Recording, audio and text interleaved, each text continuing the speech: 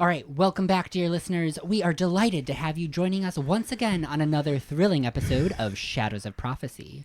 Brace yourselves for a journey full of magic, adventure, and spine-tingling horror as our heroes delve deeper into the truth of their reality and begin to unravel the mysteries surrounding the void.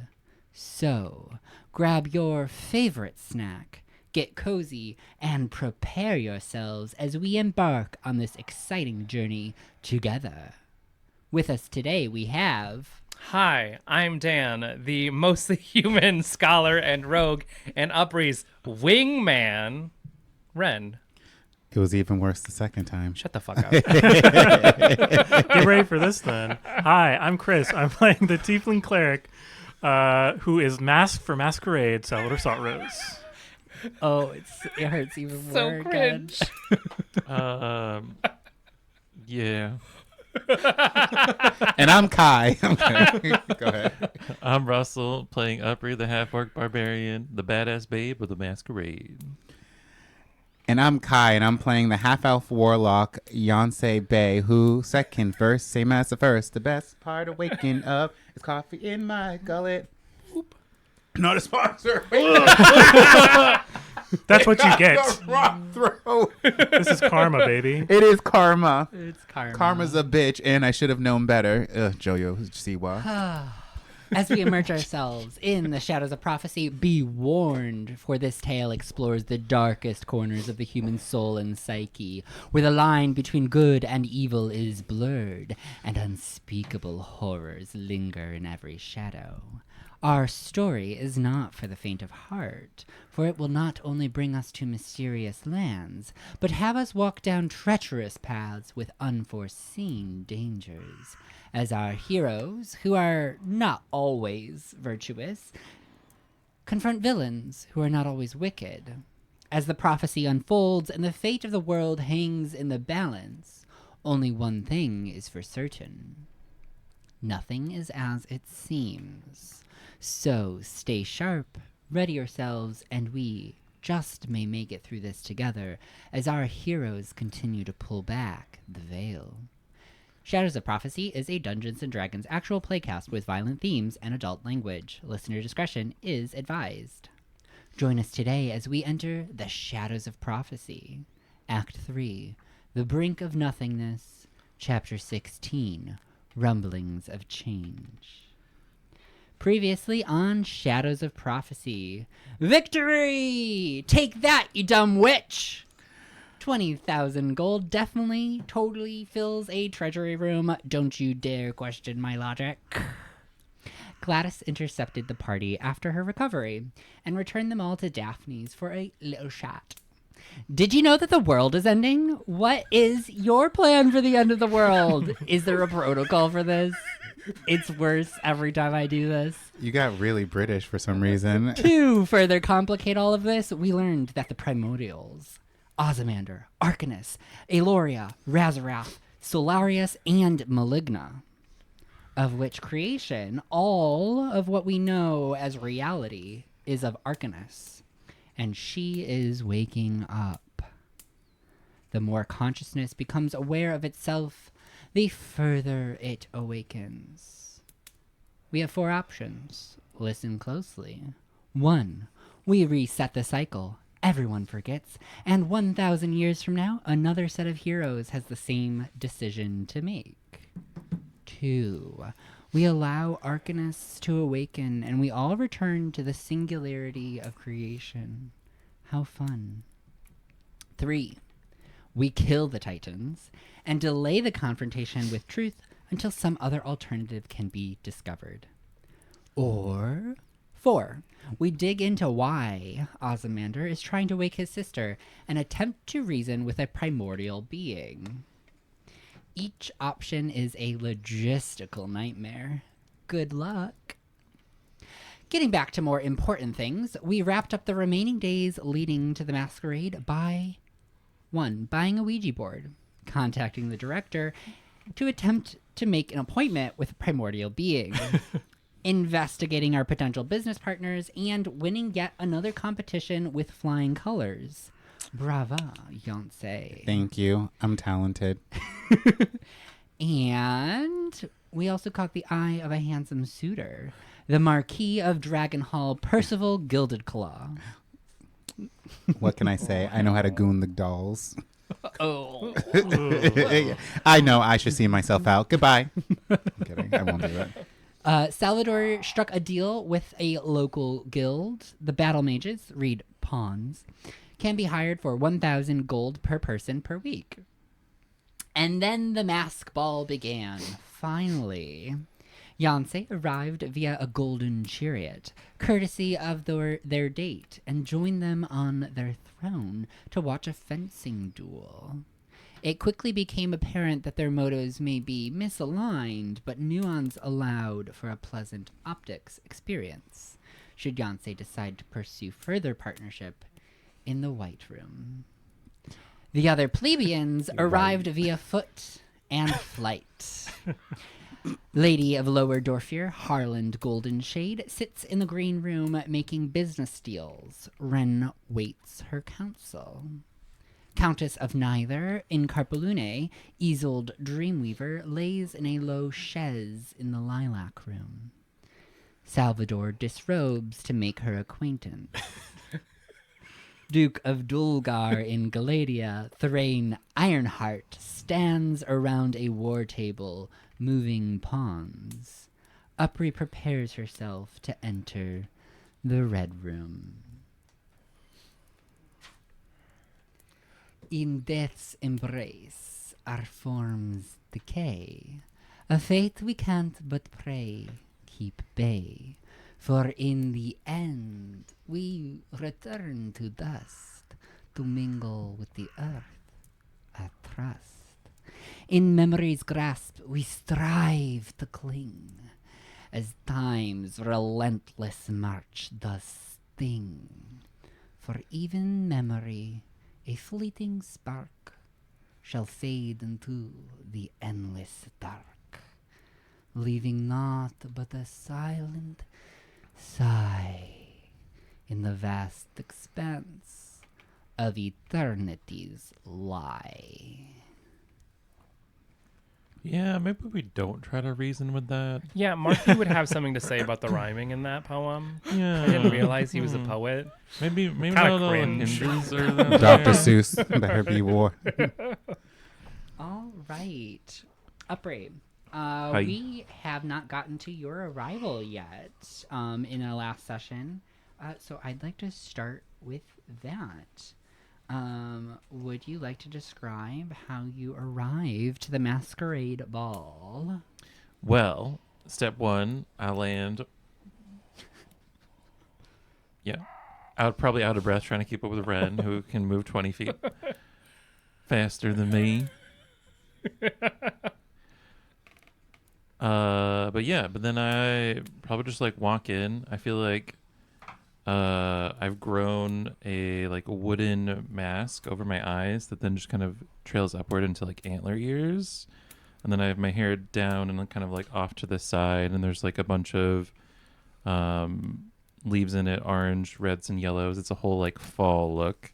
And then I'm wearing kind of like a wooden like armor set, but it's just like a breastplate, and then like the 12-pack is out. And then the dress kind of is a bunch of leaves that just grows to the side like asymmetrically. So it's kind of like I'm going for like Melania from Elden Ring vibes, but with fall leaves. Oh, yeah. She's autumnal. I want to that look like a reference. pagan goddess who's also a whore. Ooh. Oh, yeah. Well, Check and check. Pagan whore. Pagan. What? Whoa, whoa! Those two words together without goddess have some weird connotations. Just putting that out there. Sorry. Pagan goddess tree whore. Thank you. There we go. Put some respect between those words. Thank you.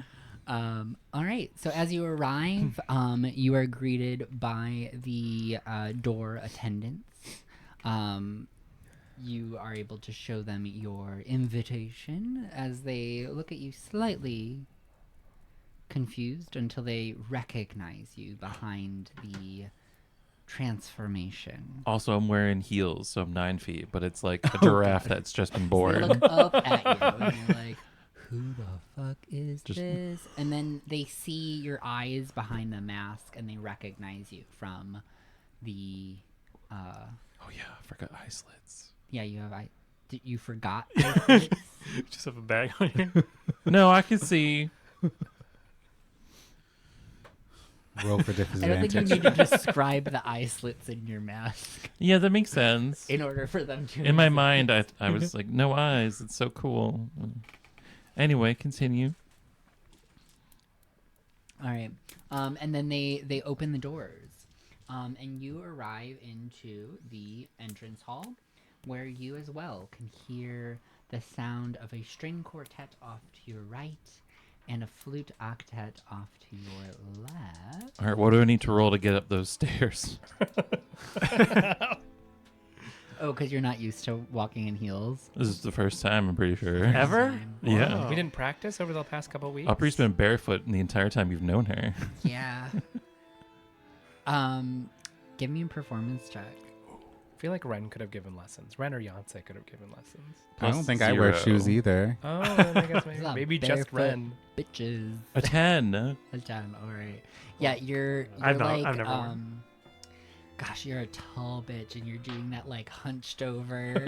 So I'm 9 feet, but then I also have like a foot of antlers. So we're like 10 Wow. feet tall. So you know on every episode of I look like a RuPaul boss. when RuPaul. they have to make the family resemblance on some like straight dude and they're like muscular and their shoulders are like forward and they kind of have like a They have called you a whore, a bitch, and a Neanderthal. dude. And a straight dude your, at that. your knees are bent as you're just kind of clonking up the Oh, they're just like my feet are out to the side. I'm not doing that. I'm just like do. Do y'all have issues that we need to talk about? Because this seems like fighting words.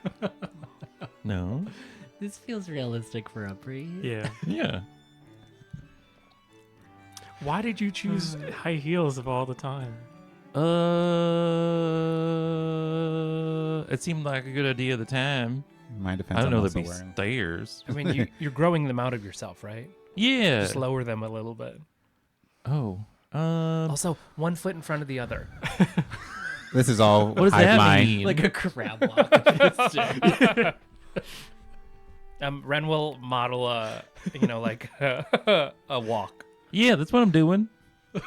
You're in the Yeah. entrance hall right Yeah. now, just like demonstrating how to walk. Yeah. All the other guests are like tiptoeing around you. Is this a Be like, performance "What?" art? I'm gonna hive mind. Why didn't you grow shoes that were comfortable like I did? I didn't grow them. I bought them, but I mean, they're comfy. They just are hard to walk in. So you make it up the stairs. They're bespoke. They fit to your form. Can I use Perfectly. sage advice to... Oh, Is this the first time yeah. you're using this ability? This is an ability you have. No, I've done it a couple times before for Yeah, like yeah. investigation and whatnot, but can I use it to help? Sage advice. to, like, Yeah, yeah, yeah. give Aubrey Remind pointers me- on how to walk remind in me what heels? the sage advice does. It technically wouldn't work unless I have a skill that I am proficient in. You own a Deception. you own an establishment in which you've probably had to train other people how to walk in heels. That's fair. Yeah. Which would give Upri advantage. Or no, you could add your proficiency bonus to whatever you'd rolled. Oh, so 14. Are we Good. up to 5? I think it's still I think we're 4. still 4. Yeah, so 14. So like All a right. little less wobbly. a little less wobbly. Okay, so you find your footing after getting up the stairs. You kind of clamber up the stairs. Ren is like, no, do this. Like, straighten your back, push back your shoulders, straighten your legs. And I do keep all your that. feet. And then I get to the top of the together. stairs and go, I forgot to breathe. All right, I got this. All right. And as you are entering the entrance hall, and you hear the violins, you hear the flutes, you see the chandeliers and the carpets rolling out in each direction, and you see the red light from beneath the door of the room in front of you. And you know this is where I go through the door. How tall is find it? Do I have to crouch? Thrain I Ironheart. squat through this door. You squat through this door because yes, you are You 9 duck walk foot through the door. Oh, yeah. Can I try duck walking? Was that in the lessons? Do I get my Please don't. proficiency bonus? No, no. And the whole time, like, you're standing out like a sore thumb. Everybody's giving you a look. Because I'm a beautiful gazelle. Beautiful gazelle. So fucking tall. Such a large person. And everybody else is like... And I'm going to go walks by. flirt with a dwarf Yeah. who's eye level with my shins. All right. If you just So- splay out on the ground, he'll be eye level. Yeah. Oh, yeah. He's If at. you lay down, you'll be the same height. Yeah. Can I go lay on that table he's moving chess pieces Oh my on? gosh. So you walk into the room and you see a person matching the description of the Duke of Dulgar in Galadia, Duke Thrain Ironheart. He is a grizzled dwarf with a commanding presence. As you enter the room, he is across the war table from you, and he looks directly at you with this like burning intensity.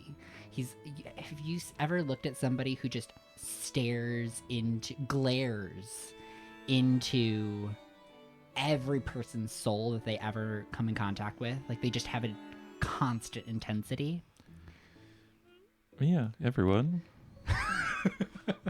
That's Duke Thrain Ironheart. So he's an allistic, is what I'm hearing. Yes, he loves eye contact, and he makes direct eye contact with you immediately upon entering the room, and just continues talking, as if To who? to the other people in the room. There we're not are a couple alone. other men in decorative armor that are all talking and discussing their various campaign measures amongst each other.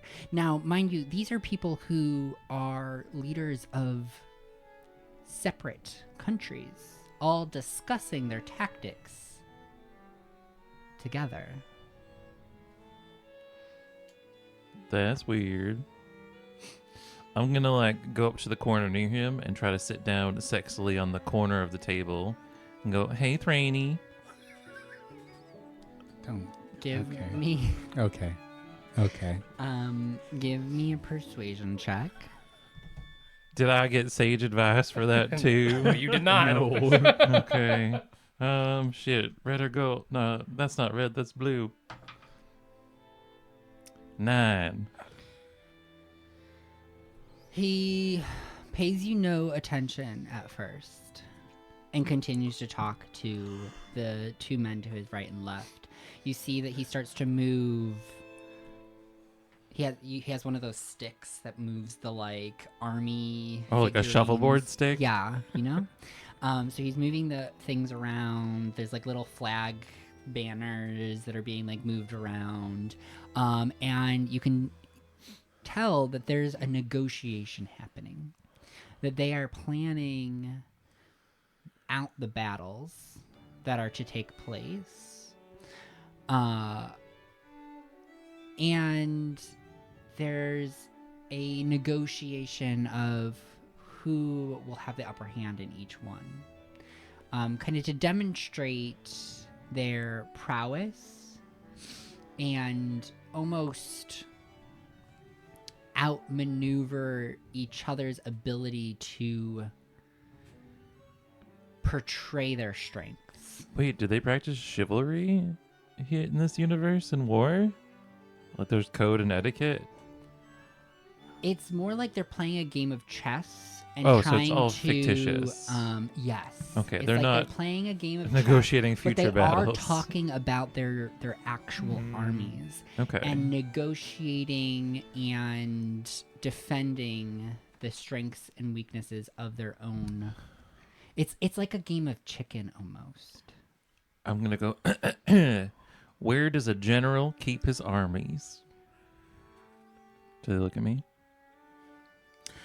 They don't look at you, but as they continue to move the pawns around. There's one that's like right up against your left thigh. And he reaches over, picks it up over your lap, and slams it back down on the table. Do you mind? Nah, continue. Who are you? Well, I am Upri.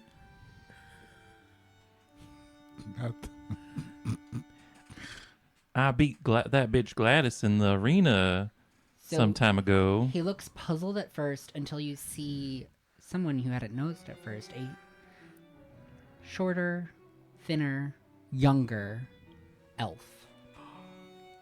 Bends over, whispers something in his ear. And he goes, "Oh, Upri. Yes. Do we have business?" On the books, no, but I'd like to. Oh gosh. And what business do you propose? Me, you, a bottle of scotch, talking about armies and how generals keep them up their sleeveys. He has like a twisted face. Come on, we both know you think I'd be a fun time.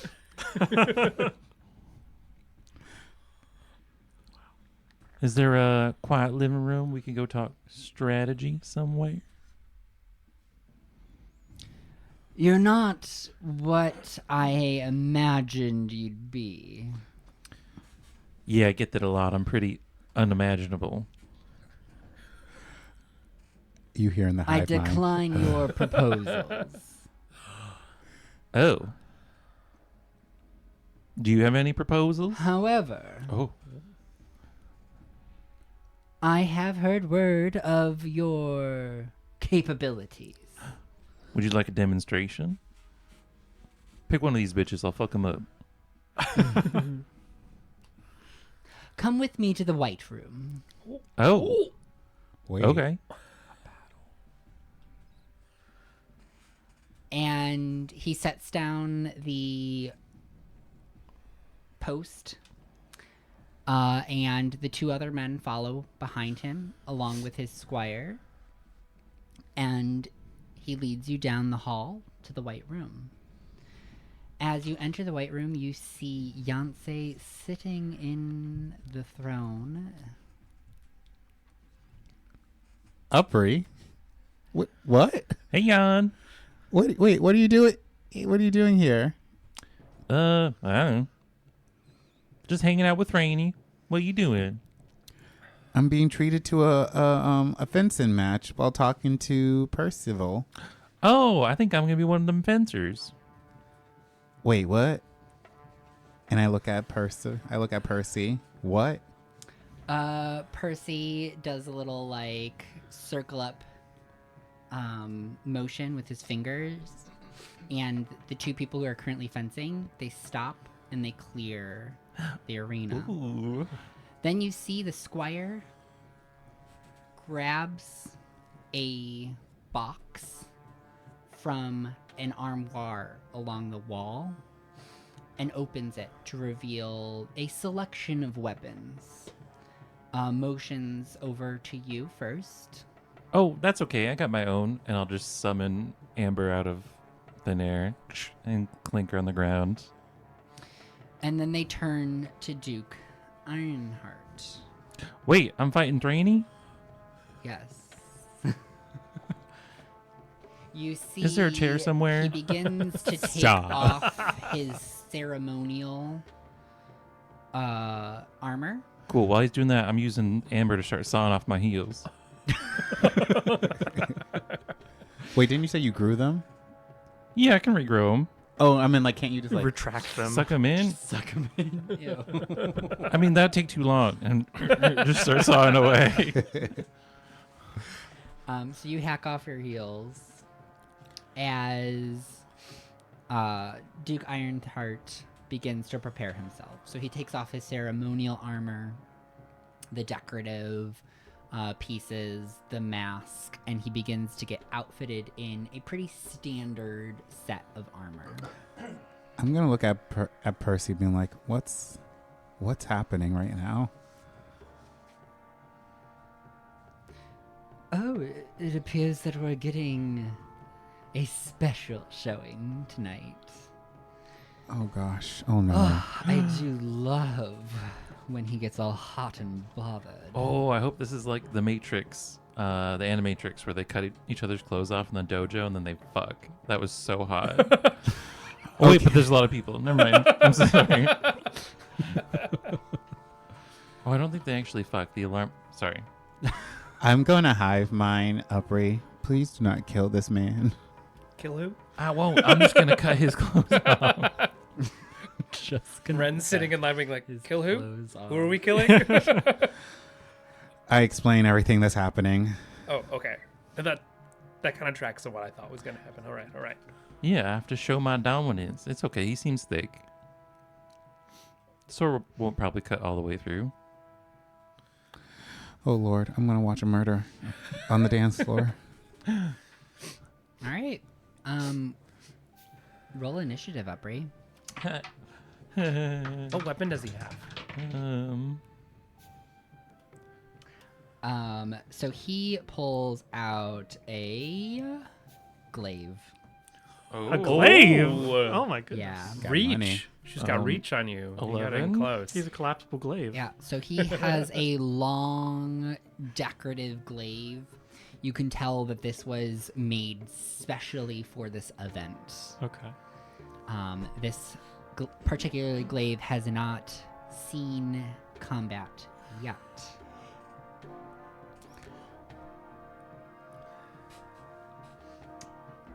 Oh, 11. 11. Okay, cool. So as you're sawing off your heels and he's preparing, he's donning his armor, set of plate mail. The squire scurries on over to you, looks up. I keep being like, they bend down. Nope, they look up. And they go, do you know how a duel works? No. Okay, you walk 3 paces back.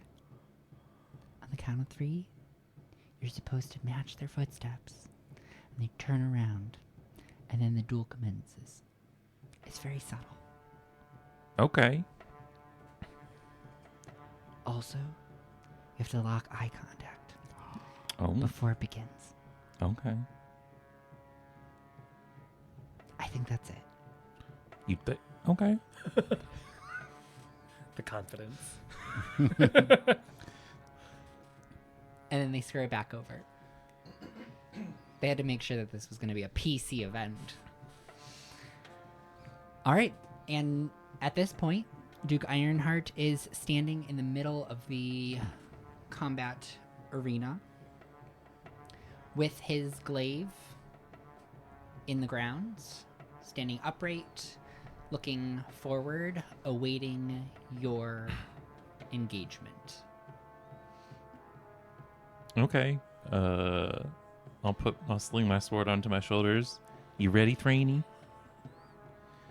He does not respond. He continues to look directly forward, waiting for you to meet him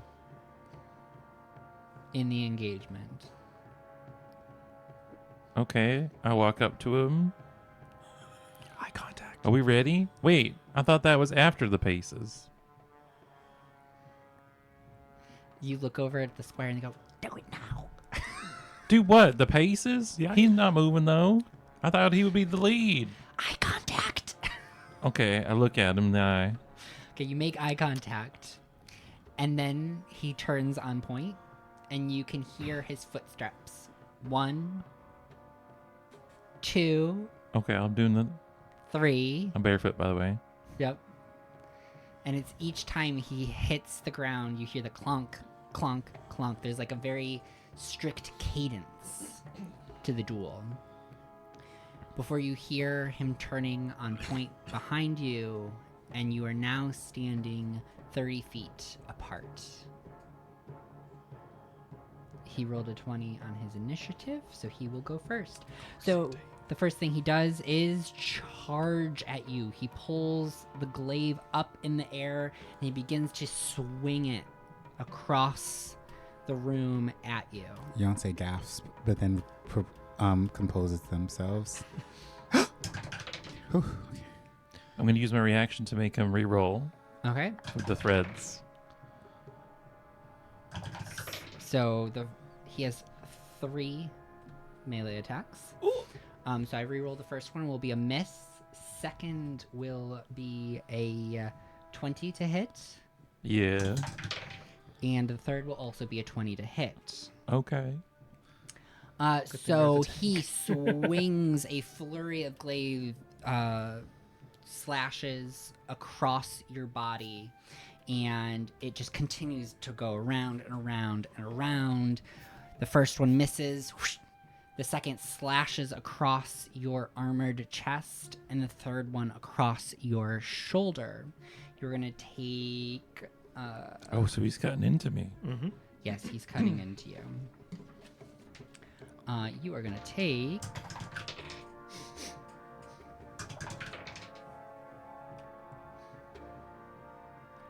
27 slashing damage. That's a lot of damage. It's your turn. He's 10 feet away because reach. Yes, he is 10 feet away. I'm gonna, after the third hit, I'm gonna like spin around and like lunge, but then rage while I'm lunging within 5 feet.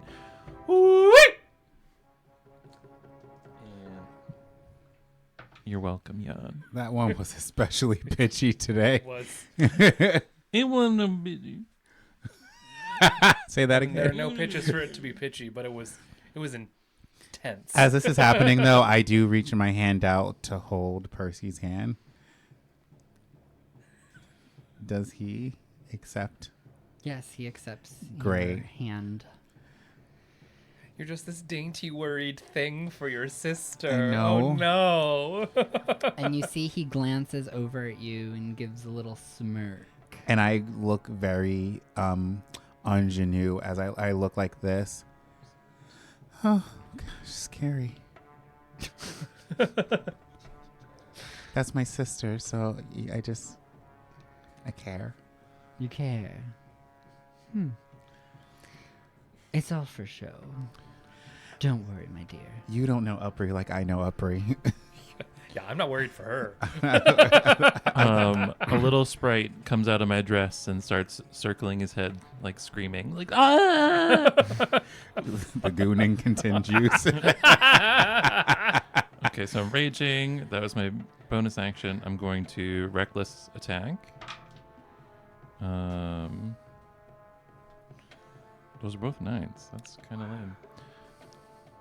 19 plus 3. 22 to hit. A 22 will hit. Except he casts shield. What? He casts shield? Mm-hmm.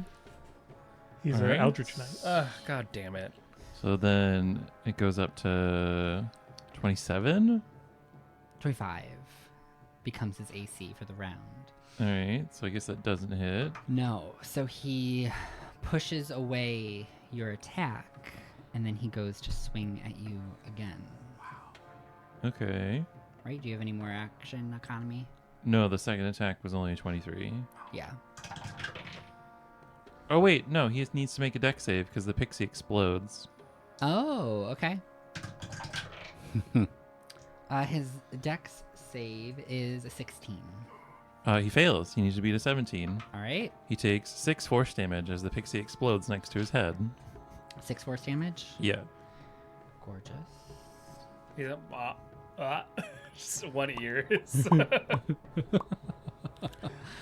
All right. So now he's going to make his 3 attacks. And One, now, does he swing, move swing, swing. away? Because isn't the way reach works, you're at disadvantage if you're adjacent to somebody? Interesting. Isn't that how glaives work? I can look it up. Or is that just war picks? know. Because you almost did one for Paul, but then you decided against it, I I think. thought so.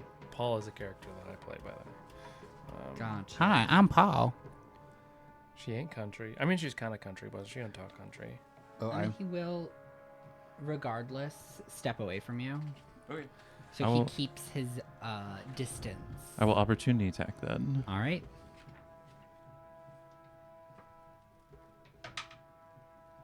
Heck It yeah. doesn't say it. Yeah. 27. A 27 will hit. All right. So that does. Oh god, how much damage bonus do I have? Hold on, I'm on my phone. There's so much to keep track of. Oh god, plus 12. So 10 plus 12 is 22 damage, and because I took the Sentinel feat, his speed drops to 0 and he can't move. He's stuck next to me. Nice. That's romantic. He All right. slices Achilles tendon. Yeah, so I cut him in the leg as he's trying to run away, and then he can't move. Oh, so then he's stuck right next to you. His speed Did drops we to 0. look up if it's disadvantage? It is not disadvantage. Okay. I Just, didn't it just think so. gives I you thought it was extra. just range. Cool. But I think there thank might you be for some confirming. weapons that are specifically disadvantage. Okay. Okay. 24 to hit on the first. 20 to hit on the second. And then he's going to cast a spell, a cone. Make a dexterity saving throw. Wow, his action economy is wild. Yeah. He hits you twice. For how much damage? And then tries to blast you away with his other hand, and it is going to be for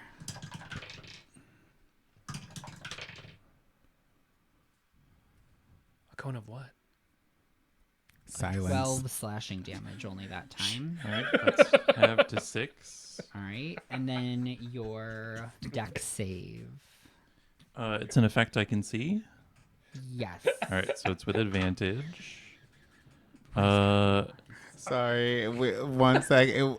You said cone, and Dan was like cone of one. I was like cone of silence.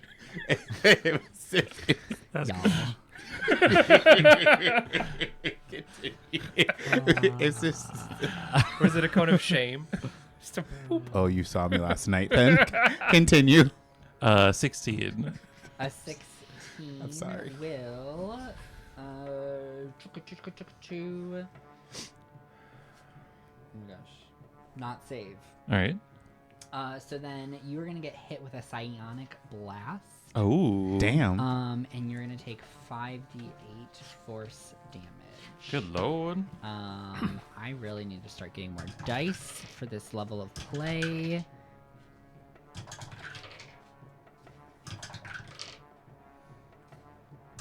I guess it's good that Upray was fighting this guy. 18 Would be force destroyed by damage, and then you are pushed 20 feet away Okay. and knocked prone. All right. So he blasts you away, knocking you over, throwing you across the white tile of the room. Can I quickly say I want to look at, since this is for our entertainment, I'm going to look at Percy. Since you're a betting man, betting dragon, who do you think will win? And I look at them with my beautiful hazel eyes that enrapture them. He turns to you, turns back to the match that has just only begun. We're like 10 seconds in. I'm fast. I've heard wonderful things about your sister, but unfortunately, I think her fate was sealed the moment she underestimated Ironheart. Do you want to make a bet out of it? 1,000 gold. Deal. And I rub their hand and I just start looking, and my eyes kind of dart back at them for a second. Do they notice? They're looking at you the whole time. Oh, Ooh, sorry. Beyonce is blushing. And it's like, good thing I won that money. I hive mind that. I may need to take some. Wait, never mind. We're all rich now. Never mind. Continue. You have 5,000 gold. Yeah. Actually, 6,000. 6,000. Okay. Soon to be 7,000. Exactly. Technically, if I add Upper's money too. All right. So we are on Upper's turn. What are you doing? How wide is the room? The room is, let's say 50 by 50 is the fighting area. Okay. I'm gonna make a 60-foot wall, or I guess a 50-foot wall across the whole room on a square, like bisecting it, so he'd have to move through the wall basically to get away. And so Okay. he has to make a DC 17 deck save. All right. 9. He fails, so he'll take the full 78 piercing damage. I'm gonna roll in here because that's a fucking lot to roll. 78. 78. Yes. All right, he takes 35 piercing damage, 35. All right. and he is now in. So it costs. Oops. Every foot of movement, I think, is 4 feet when standing in the wall, or something silly like that. I think that's what you said before. Yeah, every 1 foot counts as 4 feet. And if he ends his turn in the wall, he'll take damage again. And I'm going to run up adjacent to him. Well, so I do that. I use 20 feet to get up. I run 20 feet towards him. So I'm standing between him, like on the other side of. My brain's not working. I'm so angry. I want to kill him so bad. So he's in the wall. I'm standing just outside of it, sword ready. And then I'm going to bonus action summon another pixie from my hair this time. That's going to go circle him. So he needs to make a deck save within the wall. You do with that what you will. I don't know if anything happens, him trying to dodge an exploding pixie inside a giant wall of briars. He's gonna fail. All right, so he takes 1 force damage. It's like a little ear pop. He actually clears that and ear. then, what are the mechanics for him moving out of said wall? Just the movement penalty. So Oh, 1 foot costs 4. He can do it pretty easily. okay. Does he take damage while doing so? No, only if No. he ends his turn. Okay. Cool. And you just stood up. You didn't move anywhere, so you're still. I'm right next to him. I moved Oh, 20 you did feet. run towards him. Okay. Yeah. Cool. So he is going to try to circle around you, and he's gonna action surge. Oh, fucking fighters. So he's going to do. 6 attacks. He's going to do 6 attacks. Are there any attacks which you have an ability that you would like to use against? before I roll all these? No. I have 1 reaction. And I don't think he's gonna move away. So I think Okay. technically I can summon another sprite to explode, but I'll do that after the end of his attacks because it's called unstable backlash. You can do Gorgeous. That's once per long Can you rest. hand me some D8? No, D10. D10s? Yes. Yes. Okay, so I'm gonna roll 6 attacks. So he is. So you cast this thorns around him, and he immediately just like throws himself out of the wall of thorns to the other side of you, and in that motion, he's just spinning. It's like his entire body is just this centrifugal force,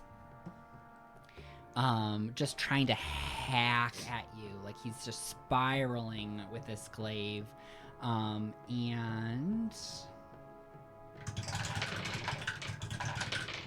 Yay! oh my god, that was awful. I messed up his inner ear with my pixie that screamed. So a 28 hits. 28 hits, right? Yeah, 17 is the DC. The next Or the AC. highest is an 18. That hits. Okay, so that hits. And then a 16 Does not hit. So the rest of them do not hit. So 2 of the 6 hit. 2 of the 6 hit you. Wow. What a He's a douche. plus 9. Yeah. So we are going to just roll the 2 damage. I think thematically, as he's spinning overhead, I'm going to summon my leaf wings to try to shield. And the first 4 attacks cut through the wings. And then the last 2 hit me. Okay. 11 slashing damage. Have to 5. And That's his turn. What are you asking? Oh, I gave you 4 dice. You gave me 4 dice. You gave me 2 back. All right. I'm gonna reckless attack him with Amber. All right. That's a nat 20. Oh! Any legendary actions? He does have a legendary resistance, but that's not All how right. that works. So the way that barbarian and orc come into play with Shit. criticals is I roll not 2, not 3, but 4 times the damage dice. Oh fuck. As this is happening, we're like, "You're up, and I'm like, "Ooh, So it's a 33 to hit, so shield won't work. ingenue, sorry." So unladylike. So it's gonna be You just see that Percy smirks again. Oh, I'm sitting on it tonight. all right. So I'm gonna roll 2d6 4 times and add 12. Blink, blink, blink. All right, Do you need 5, me to math for you? 7. 7 plus 8 is 15. Plus 4 is 19. Plus 12 is 29 plus 2. 31 slashing damage. 31 slash. And then I go in for a second attack,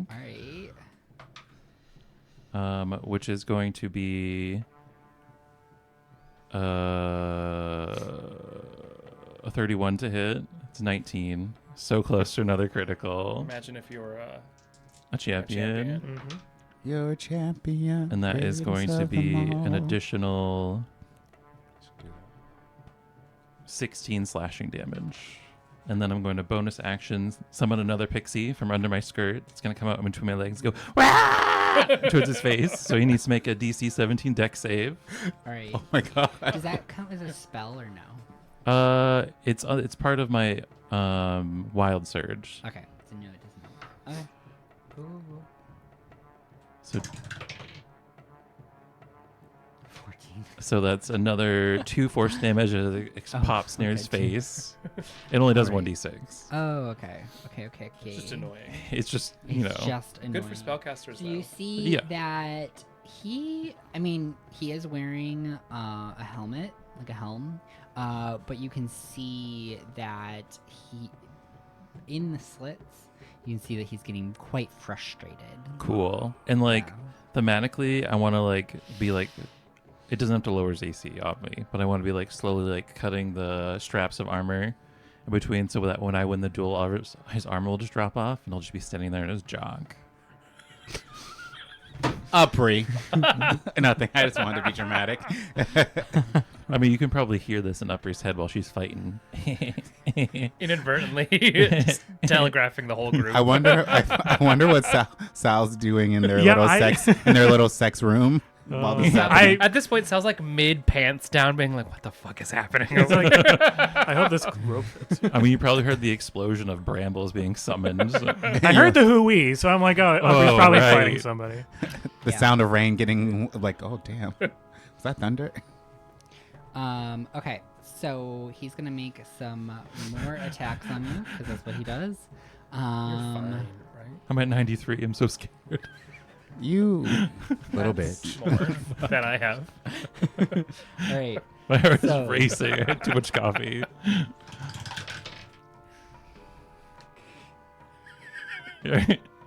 So it's I'm. you're rolling with advantage, right? I keep reckless attacking. Oh, I have not been rolling with advantage. Oh, girl. Okay. Reroll that at 6 attack.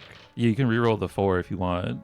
The 4 that missed. Thank you, because he's about to crit on your ass. Oh. This is why you shouldn't have said nothing. I'm about to lose 1,000 so gold. 2 attacks on you. The first one I rolled a 1 and a 3, so. But the second one I did roll a nat 20. So he's gonna crit on you with a second glaive attack, and that is gonna be for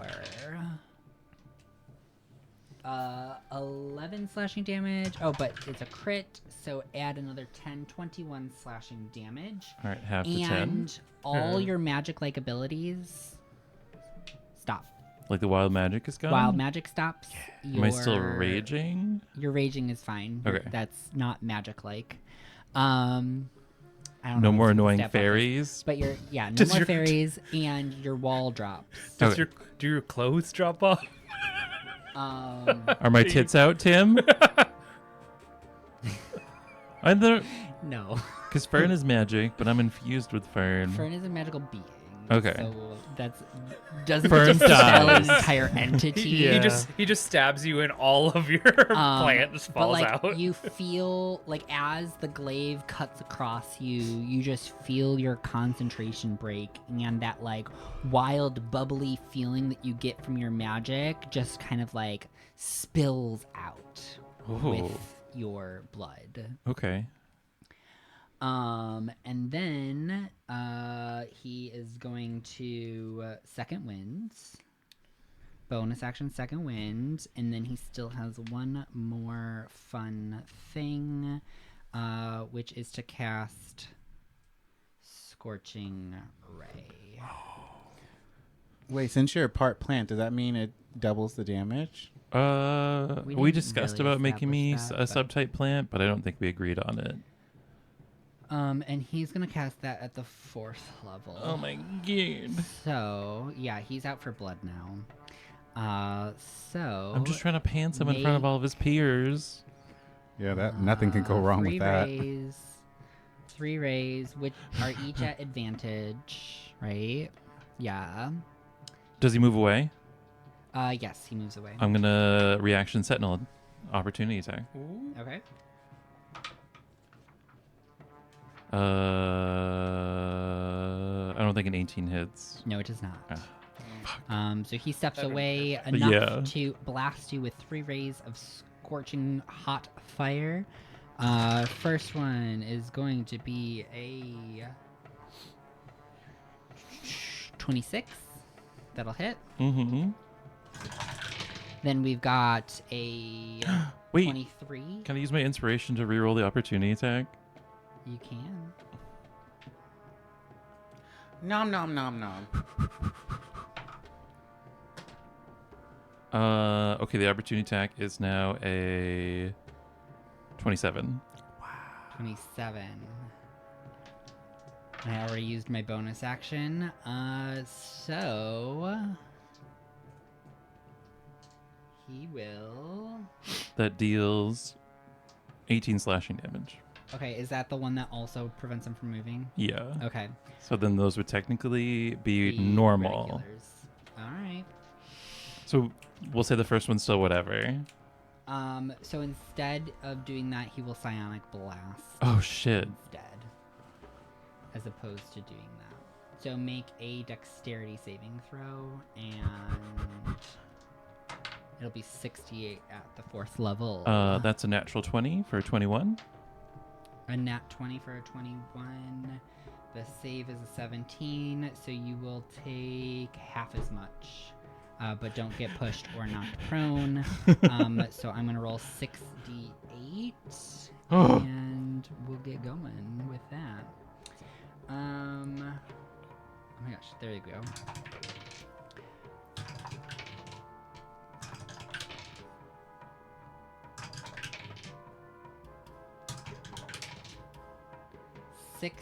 $16 force damage, halved to 8.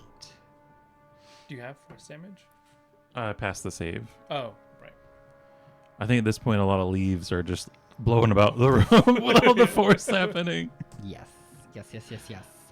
All right, that's your turn. That was his turn. Yeah. So now it's your turn. Sorry. I would have went so bad. All right. I'm going to reckless attack. All right. That is a 30 to hit. A 30 will hit, yeah. That is going to be another 18 slashing damage. All right. Second attack doesn't hit, only 16. All right. And then I don't think I have any bonus action casting stove. So I will just vibe. Gorgeous. All right. He's just gonna keep with the things that are working. You didn't reckless attack that time, right? No, I did. Just did? assume I'm doing it, honestly. Oh, I'll probably do it every turn. Cool. So just 3 glaive attacks. A 27 will hit. A 24 will hit. And a 20 will hit. Okay, so you get hit with 3. So that's 6 plus 14. It's 22 plus 8 is 30 slashing damage. All right, half to 15. All right, your turn. This is really just gonna be like Hitting each other? Okay. hit. It's just a flurry of blows and cutting. Yep. Reckless I'm attack. so glad we switched. Yeah.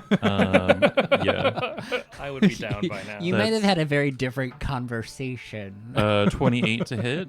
28 will hit. That's 15 slashing damage. 15, gorgeous.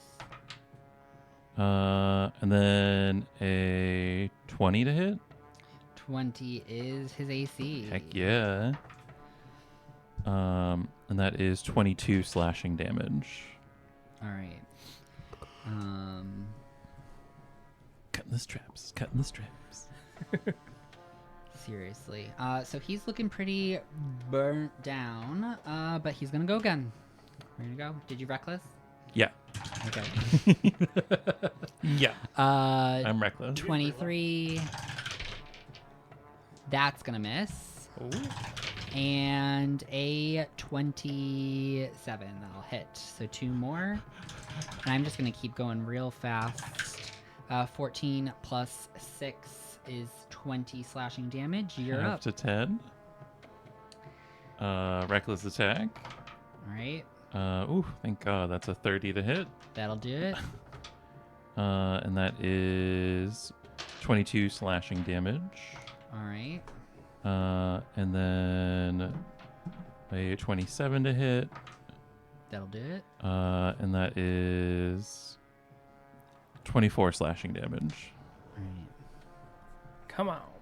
Let's go. You're getting real close.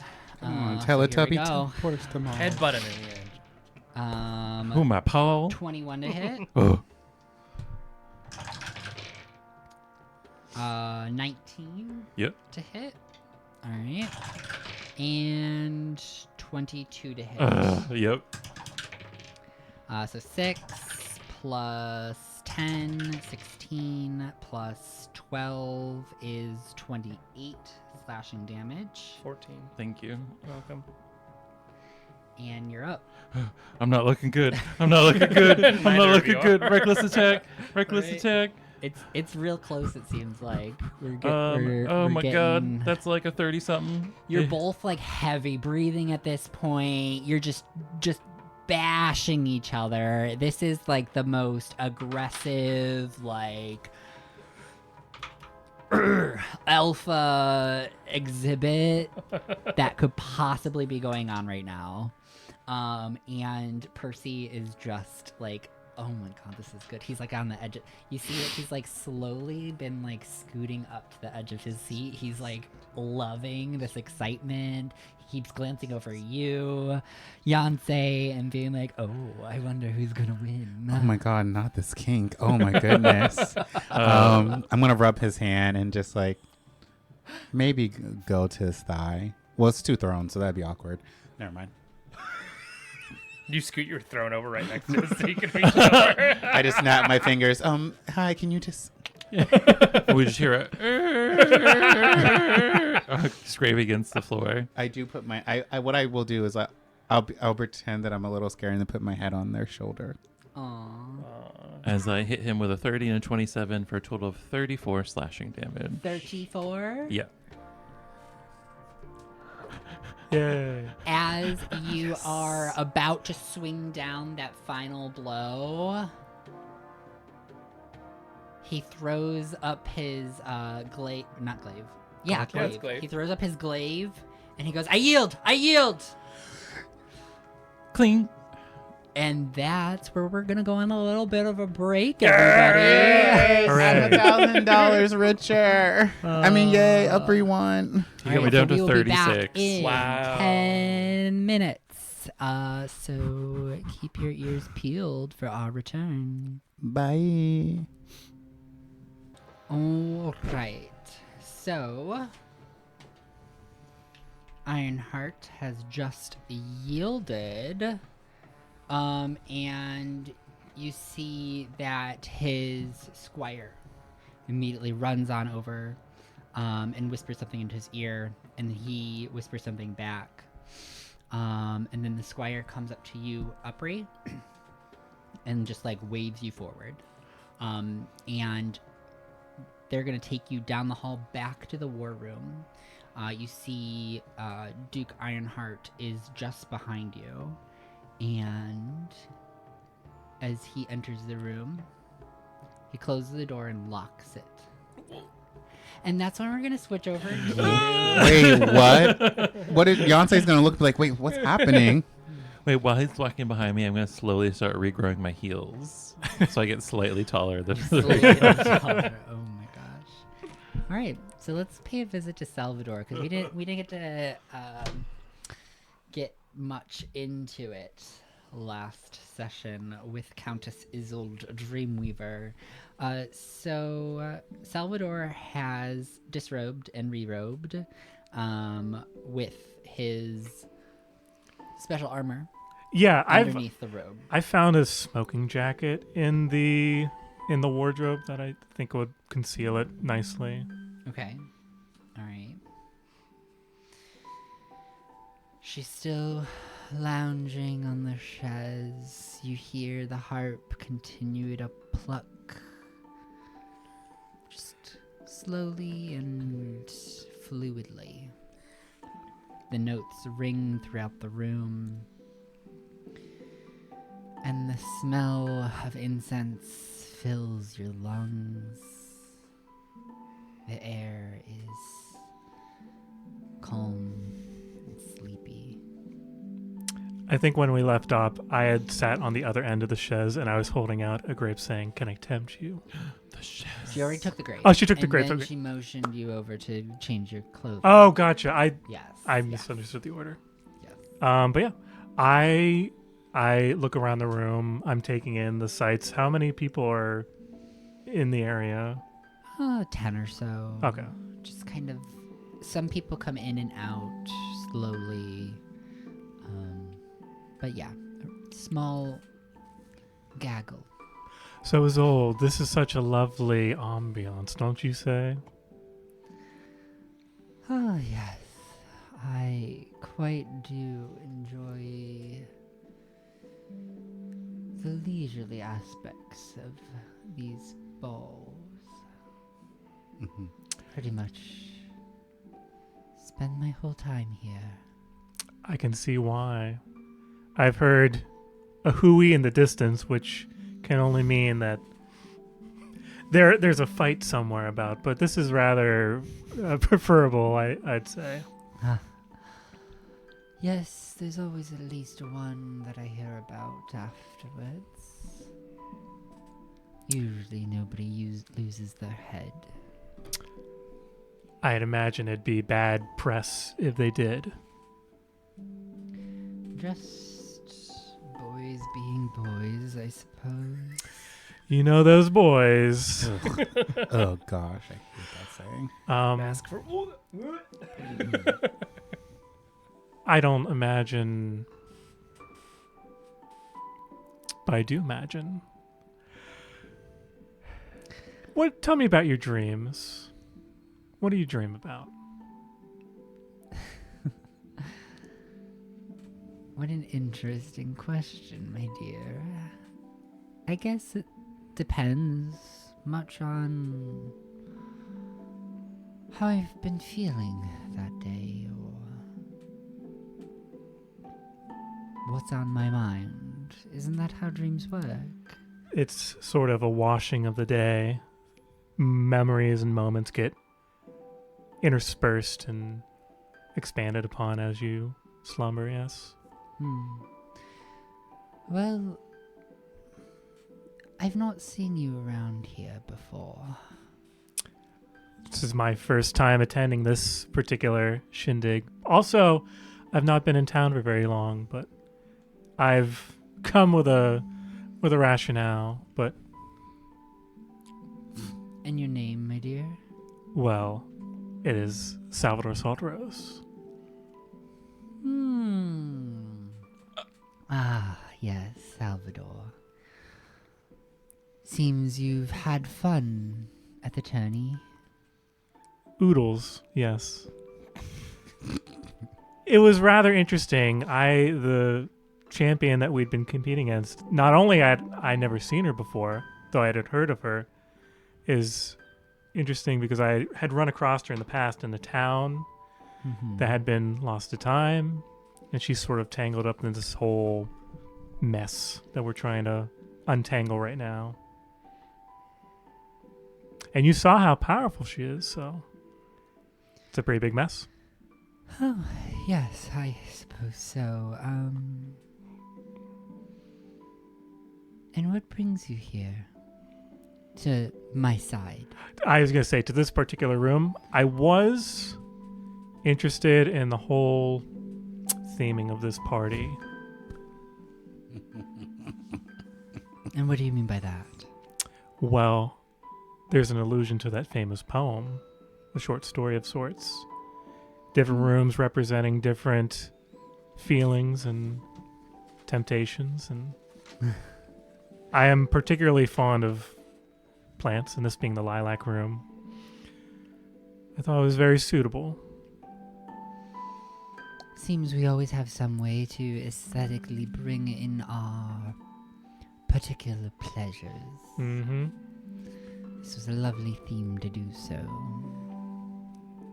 I take a flute of champagne off of one of the trays that there's an attendant in the room, and I swirl it around.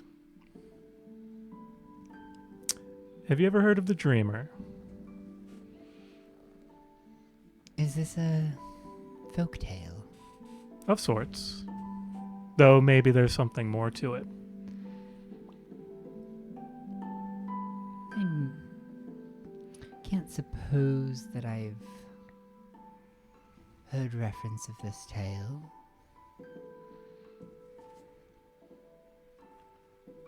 Tell me about it. Salvador goes into the Mud Shaper folktale, and he sort of expands upon that based off of some of the details that came up with researching the cult in the library of Valeria, where he touches upon, well, they say that this is somehow related to a cosmic cycle of sorts, where different primordial beings are sort of taking lots and playing games with us mortals. And one of them being the Dreamer, who can manipulate dreams, conjure your dreams, but also nightmares. Fascinating. What a idyllic story. It's a far from idyllic reality. Because I've been approached by such a being in a dream. Well, in my experience, entities that step into the world of dreams often have motivations of their own. I True. do hope you're being careful. That is my guiding point. To avoid too much interaction with this sort of power. Because I've seen some of the devastation that it can wreak on others. Not necessarily this being, but other beings like them.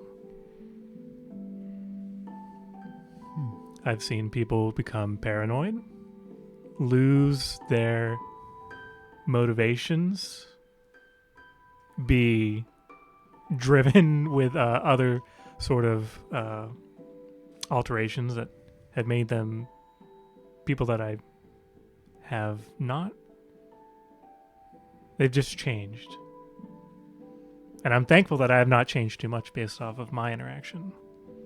And you're for certain that you're not mistakenly becoming acquainted with demons, right?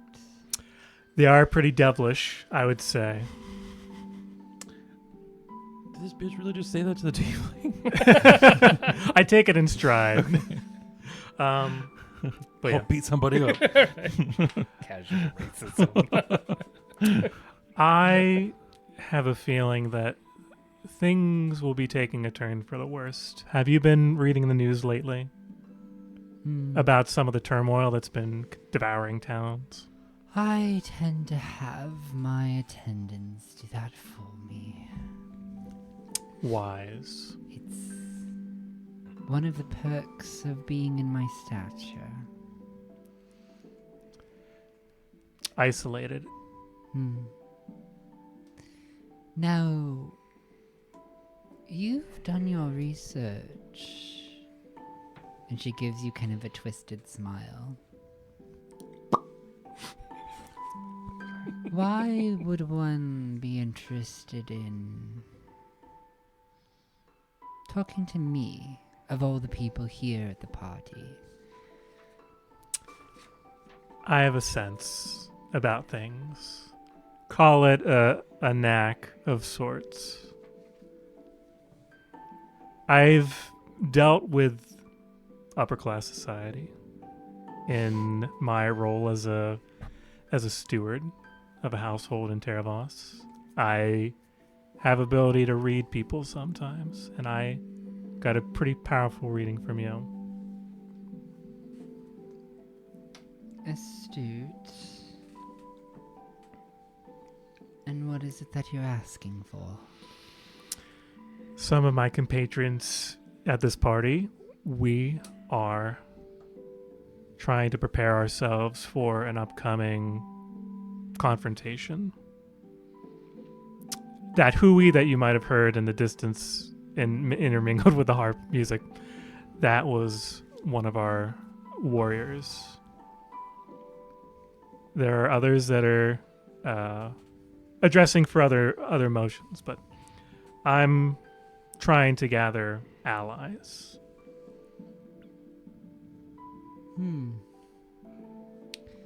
Interesting. It appears you've done your research, but not well enough, my dear. Ooh. I have a staunch inclination not to get involved in these types of things. However, if you're interested in more of my techniques, something on an interpersonal level, that is where my inclinations lie. That was more of my stance. I know you don't like to make waves. And rather than someone like a warlord or a knight, it'd be more like a friendly acquaintance to share secrets or techniques, as you'd mentioned. So then you've heard of my techniques, then? OOC. Have I heard anything in my investigation of her? Yeah. I'm gonna say yes. We established in the last session that she's known for Dream world navigation. yes, there's a rumor around her that she traverses the dream world. Yeah. That's her story that is told. I was rolling for swag damage. I got a nat 20. All right. It's a critical. But yeah, I'll ask her about the dream world. If you're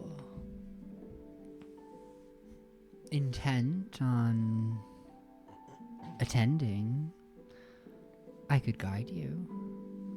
Please do. There's a few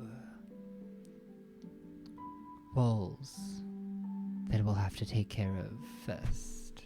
Did you say walls? Yes. Okay. girl. We're going to need to get you much more relaxed. Yeah. Oh, we're all fucking tonight. Got it.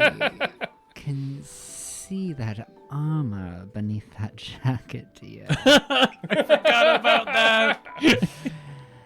It's very And comfortable. Your je ne sais quoi. French again. The Yeah, French didn't exist in this world, but whatever. push for objectives. Take a breath.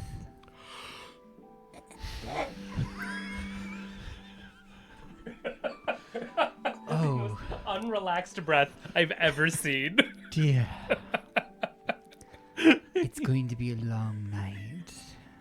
It's a good thing I have stamina. Roll for psychic damage. 8. I'm rolling well. And And so before we actually get Salvador into the process of attempting to navigate Dreamworld, we're gonna visit elsewhere because she is going to take some time to relax with you. Show you her world, the leisure, the letting go. Yeah. And attempt to help you reach that peace before she takes you on this journey. I get a second glass of champagne. All right, so we are going to go visit the green room with Ren. Oh, that's me. Yeah. Is it my turn yet? It's your room. Yeah, that's what I'm saying. No, in the line. There No, are in the lines line. of I was people. waiting in the line. I was waiting in the Yeah, business let line. me talk about what's going on. What's the line? Yeah, there's a line. Yes, there's a line. Ugh. I'm so happy I didn't go to that fucking room. Jesus, I would have lost my goddamn mind. You're pushing people over. They're all very distinct experiences that are going on. So you've been waiting, and people have gotten to say their piece. We're not gonna narrate you waiting in line for 5 minutes. I do want to investigate is from the skill perspective, but I want to check out do a survey of the people in the room Okay. and see, because she is a spy master, if I'm understanding her background. She knows how to navigate backrooms. Yeah. I imagine she has a network of spies she does. or confidants. And I'd like to see if I can pick those people out based on their interactions. That's why I wrote no clipping in my notes, because backrooms. I'm so cringe. Yeah. So when I meant backrooms, I meant that it's backroom dealings. Yeah. Yeah. So she doesn't do a spy network. It's not like she sends. So that was Oh, she's more of a what- black market Shadow sort blade? of. or business deals, trading secrets. Did I go to the wrong room? Should I have gone to Viscount Shadowblade instead? I mean, Lord Harry's money bags. Well, we've got money bags. Oh, yeah. Dragon Daddy. Oh, I hate Alright. that. Who's Baroness Illy? I just wrote she's an author and she's nerdy. She's the Nightshade. She works on potions and alchemy. She's a chemist, yeah. Alchemist. I mean, maybe she can turn you into The Witcher or something. Ooh. No thanks. That's okay. I'll stay here. All right. No need to reset the scene. You also been in line for 5 minutes. Yeah. Yeah. So her business deals go pretty quickly. So while there's a line,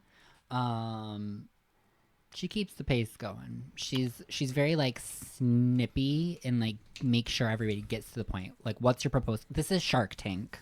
Oh, We're doing Shark Tank. Oh gosh. Okay. You're doing a proposal. oh my that's what God. you're seeing. Gotcha. So start preparing. As you're waiting in line, you're preparing what you're gonna say to her because you see everybody else go up, give her the proposal, make the deal, or she dismisses them. Great. Alternatively, then, instead of trying to suss out who's working for her, I want to lip read the Okay. private conversations that are happening across the room so that I Yeah. could deliver that information to her when I arrive. You're gonna blackmail the her. blackmailer? No. I'm not gonna. Okay. I'm not her. I mean, I can lip read. I want to lip read her conversations too, but I also want to like people who might be like sheltering in a corner, having a private conversation. Oh. I want to like get a vibe on who they are and what they're doing here. Gotcha. Like that bitch Terry's making a move against you over Yeah, there. specifically that sort of Give stuff. me your perception check. Yep. You should dump your stocks in this company. What's my perception? Oh. It's 14. A 14. Okay. Can I do investigation instead? Because that makes it a 19. Investigation's going to be a different type of information. Okay, never mind. Right? That's Because your lip reading is associated with your perception, right? My lip reading just is. I just can. Oh, okay. It doesn't have like language about what it is. No, it's because I have a feat observant. Okay. It just allows me to read lips. Investigation is more of like finding things Like understanding clues. Yeah. and making clues pieced together. So you can do some of that. Yeah, what the heck? Give me an investigation, and I'll A new one, or should I use the? give me a new one. Oh, much better. That is a 28. 28. Okay. So so because of those two rolls together, you do have difficulty like actually getting yourself into position and getting the full pieces of information. So you're trying to piece together snippets of what's going on. And like your attention's pulled in multiple directions because you're trying to listen to multiple people. And we'll say you do collect a couple. I'm not going to give you like actual things because these are all unnamed NPCs. But you do collect a couple things that would be in their best interest to keep away from Lady Harland Golden Shade. So you do piece together a couple secrets. You make some assumptions that they are things that they wouldn't want her to know right away. That would be like revealing their hand. So you have gotten a good amount of that. That's what I wanted. And then it's your turn. Cool. Her attendant ushers you over. I'm gonna ping. Hey boys. Sorry. Excuse me? Sal started it. I'll be right back, and then I'm gonna cut off everybody. Oh. I'm gonna sit down in the chair, and then I'm going to ping her. I'm not gonna say anything. I'm just going to ping her. Beep beep beep beep. She was beep beeping her head. Incoming You call see from. she gives you a little bit of a surprised look. And then she responds in her head. And, who might this be? I will lean in so that she knows it's coming from me. Like, give that sort of like. No, she gets that. Okay, She's cool. looking I at just you. want to make sure. Cool. Hi. My name's Ren. I don't know if you attended the Coliseum, not Coliseum days, the arena match, where the reigning champion Gladys lost. I am one of those champions. It was recounted to me. Damn. Very nice. I am here to establish a connection and friendship, and also give you a warning about Duke Hasselhoff on the other side of the room. And then I'll like iterate whatever information I got. He seems to be looking to use your resources in a way that you don't intend. He and Pamela are conspiring against you. Would you like to confront him? Oh, not necessary. But that will buy you some time. Well, again, looking to make friends and relationships. I'm sure, as you already know, a war is on our doorstep. And having knowledgeable, connected individuals on our side would be deeply helpful. And she says this out loud. Hmm. And what part in the war would you have me play? Ideally, someone who connect us with resources in different areas, provide us connections with those in the underground in other cities. I'm not sure if you've been to Entropolis in the I guess in the recent years, but I own the establishment Lark's Perch, and while our dealings on a surface level are fully normal and legal, I wouldn't be surprised if we might have indirectly crossed paths.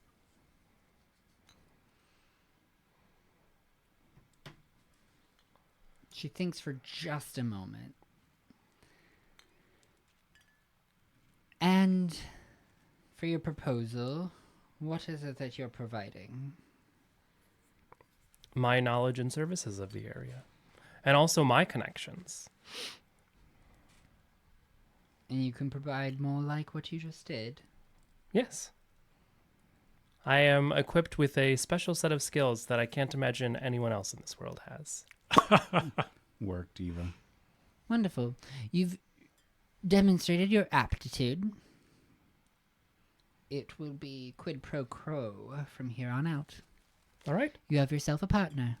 That's an acceptable solution. I shake her hand, assuming she wants to. Yes, she stands up and shakes your hand. And then she waves over the next person. Great. Cool. I leave. Check. Done. Bingo bango. Bingo bango. Bingo, bango, bongo. She's done. I'll re-ping our group, be like, hey, how are y'all doing? I'm done. I'm practicing my breathing. Do I go for another while I have the time? I'll think about it. I'll see how Yeah. the rest of y'all's goes, and then if we have the You time. go mingle in the crowd outside of the green room in the hallway. I would like to find Viscount Shadowblade and mingle in that room. Viscount Shadowblade. Yeah. I imagine he's probably in the intimate lounge. Or maybe the art exhibit. I don't know. So I'll just describe so that you can get a lay of the land while we pivot over to Yonsei. But as you reach the purple room, you notice that it is... Is it a sex dungeon? It's called the Intimate Lounge on our map, so I imagine it's a sex dungeon. There are so- dancers. What do you Yeah, think? so you you push open the doors and you hear instruments playing the sitar and some percussion, some hand percussion, hand cymbals, that's what they're called, and some dancers. Pillows are strewn across the room with silken fabrics. Curtains partition sections of the room off, and you see That room has a bed. bare ass. Skin. Bare ass. Bare ass. Bare ass or bare ass? Raw. Skin and masked bodies rubbing up against each other. She found the orgy room. I did find the orgy room. I knew there'd be one. There is a large king bed beneath the stained glass on the other end of the room that you can see between the little slits of the partitions. It is dimly lit, and a pungent dragon's blood perfume fills the air. Damn. The spice hits the back of your nose and stings in the first moments before it settles in and fills you with an intensity of excitement and energizes you. They have horny incense. Yeah, good thing I'm not. Oh, I good have thing no you don't get orgies. horny. No, you got back some of them. Yeah, I don't think I did. So not we enough to are work on gonna that. go But- back to visit Yonsei. Who's in the room next to the Yeah. horny incense? Yeah. Who's in the room next to the horny incense? Yes. Yes. It's wafting into the hallway. No wonder I want to sit on it so badly. The throne, right? The Yeah. throne. Yeah, the Iron Throne, Dracarys, The gilded throne. the gilded. That's All a right. scepter I want. No, we're done. We're done. We are done here. So, you've gotten a pretty good sense of where this conversation is going. You've had your little show. You seem, or you get the sense that you're pleasing Percival in some sort of way. Where would you like to try to take this conversation? Because at this point, Upper has just left, and he's smiling as he does call over his attendant, who pulls out a little pouch of gold Okay. and sets it on a tray with a placard of your name on it. I'll take this to the coat check for when you leave. Well, thank you. I appreciate that. And they escort your winnings off elsewhere into the estate. Percy makes no reference or note of it. That was exciting. I do enjoy the thrill of losing. Wow, that explains a lot. It makes the winning so much more gratifying. And I think I love winning. I haven't flopped yet, so this is quite great. It was nice watching my sister battle with you. Quite a powerful woman. Yeah, but I'm powerful. I'm more powerful. Not really. I'm just trying to. Yes, it was a very, very good show. Where did she learn to fight like that? Jail. I mean, we The come void. from the Enchanted Forest, so we're always fighting our siblings and random British squirrels in the forest. It's you have to be pretty scrappy in the world that we've had to live in. Plus, the past few years we've had to learn quickly how to survive in this world. Interesting. Mm-hmm. I've just always thought that you needed to train to do this sort of thing. But I guess there are some of us who are more intuitive than others. Sometimes when you don't have the privilege to be trained, you're on the job training work. You learn indirectly. You learn with experience. Interesting. Well, I'm a bit parched. How are you feeling? I'm feeling rather warm and kind of... That battle kind of excited me. But I could use a drink as well. I'm still holding their hand, by the way. Yeah. Would you like to move elsewhere for the time being? Are there other rooms in the estate that caught your fancy? Are there any rooms that will allow some privacy between you and me? As I bite my lip a little bit, but not in like a gross way, but like in a little... Privacy. Honestly, there's rarely ever anyone outside on the balcony.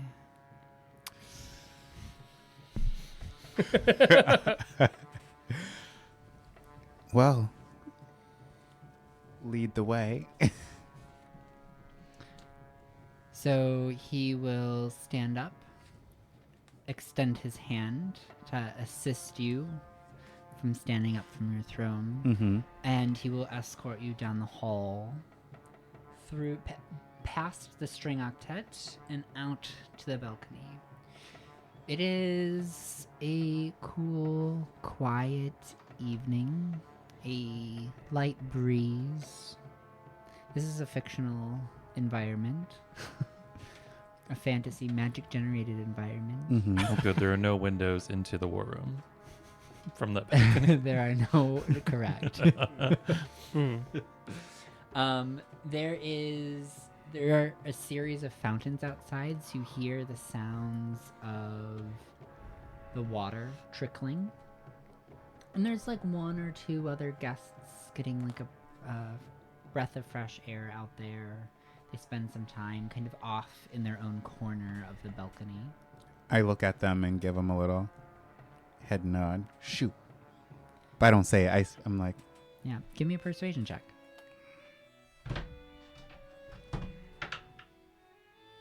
I should probably look at what my That's gonna be pretty high. yeah. It's a 12 plus 12 plus 4, so that's 16.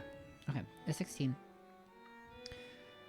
So they do stall slightly, but then they exit and return to the estate. You're left on the balcony with just yourself and Percival. I'm going to unhook from them and kind of walk around the fountains and like do it slow while looking back at them. Very movie-like. And I'm gonna say to them, I didn't know what to expect getting to know you tonight, but the more I get to know you, the more I'm fascinated by you. As he begins to respond, he begins to figure eight with you around the fountains. Again, very movie-like. Mm-hmm. And each time you pass a fountain and your eyes can meet again, Mm-hmm. he begins to have a conversation with you. Well, I can say I also share your sentiments. I have been pleasantly surprised. I will say I'm not used to opening myself up in this way. But hopefully there'll be more nights like this. Probably with less extravagant clothing. This is not how I like to present myself normally. Tight clothing, yes. But fancy, no.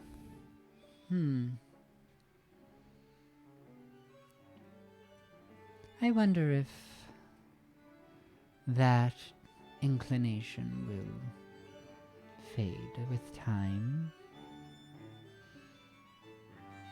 What inclination?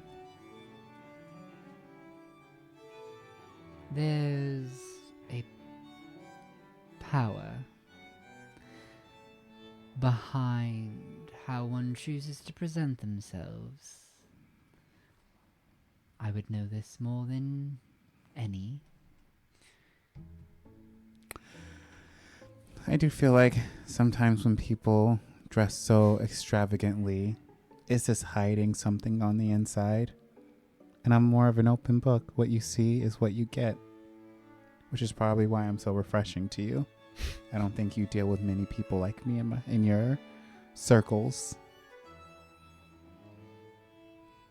Give me a persuasion check. It's a 13. Okay.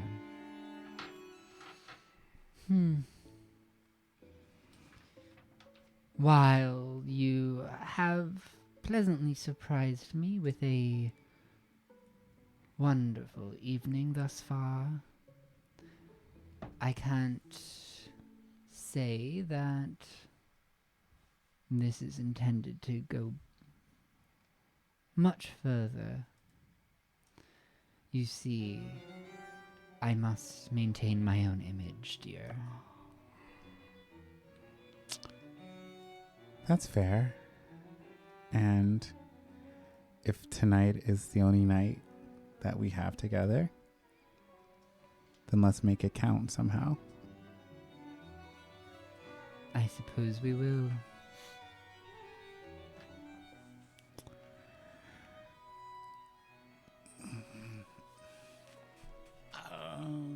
I'm gonna hive mind, everyone. Do you want me to kill that motherfucker? I'll kill that motherfucker. So as he's smiling, and you have like made another figure 8 with him, you do see through the windows into the estate a tiefling, muscular, wearing a not Salvador, wearing a golden ram's mask, standing across from the octet, holding a tray with a scroll on it. They're wearing a tuxedo that matches the other servers present here at the party. I'm still going to continue to hive mind and be like, hey guys, I don't know how to get this man's money, but also there's something I haven't told y'all. And I explained to them everything. Everything? That's a lot to explain. Oh, whoa. I'm just chilling in the sex room and I get this like This Trauma wall of dump. text. Yeah. You've walked into Waterworks and you're just like, what? That's a lot. This is the person that you made a deal with, your transgressor. Yes.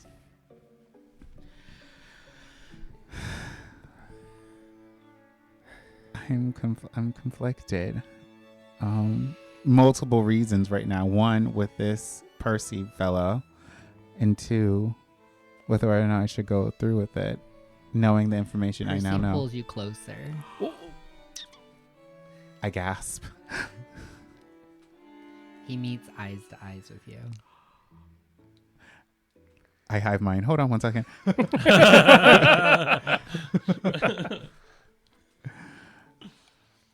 I look them in the eye and I go in for a kiss. Ooh. He returns Uh, in kind. and scaly dragonborn lips. You feel his Dry and scaly crusty. lips Sounds like a maraca. brushing against yours. let me have this moment. Begins to throw himself wholeheartedly into the action. Do you follow suit? I'm such a horny little bitch, yes. And Viewer discretion is thus advised. ensues a raunchy makeout session. Nice. Good for you. Do you continue to have your high vibe conversation during this? I did say hold please. I'm not going to shut them out, but I definitely am not. Actively. I can hear if they're going to say something, I will hear them, but I'm kind of preoccupied. I can't talk right now physically. But I do. Is there a bench or a chair? Yes.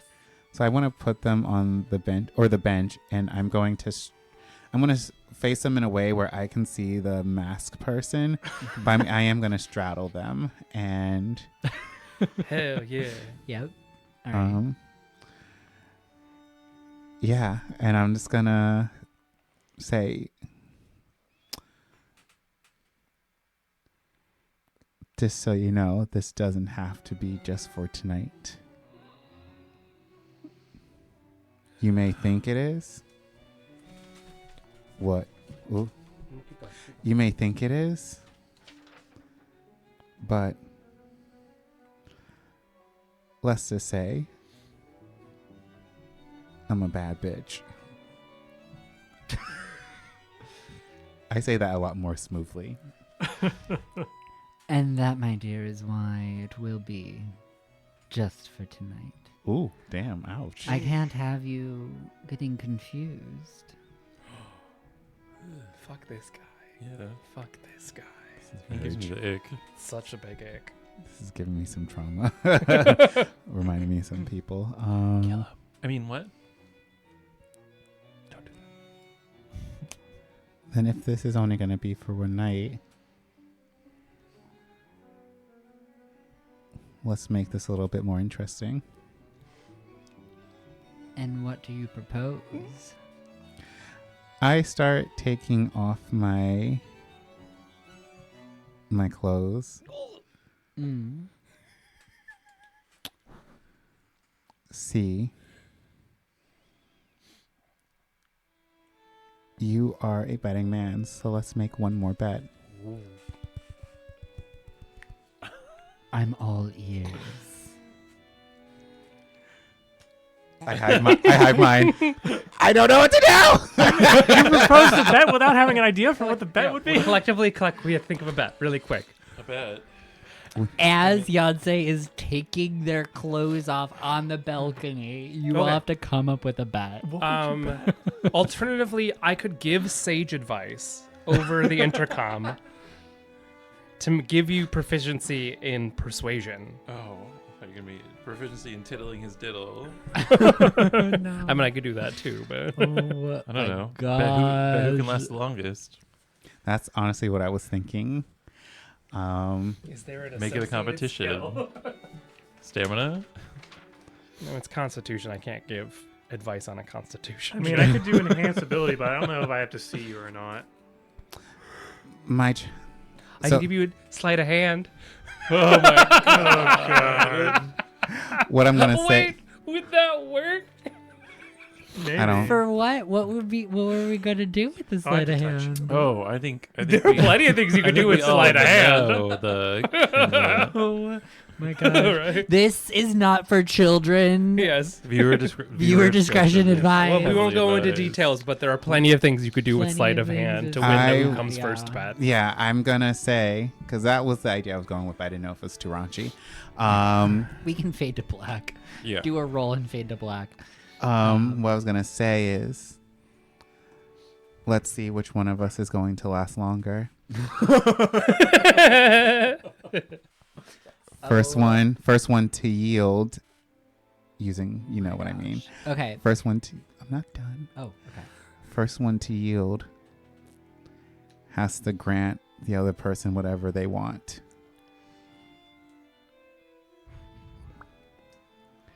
And what is it that you want? See, it's no fun if I tell you right now. You are a betting man, and the thrill of losing equals the thrill of winning. Are you going to be a Findom from the shadows? Is that what we're getting towards? Canonically, we've established that kink. So, the risk of, yeah. Okay, so I'm going to let you do a persuasion check with advantage for the steal. And then you are going to, yeah, we'll go from there. Oh, one's a 19. All right. 19. Oh, sorry. Ooh, one's a 19 plus 4 is 23. All right. And then can I assist?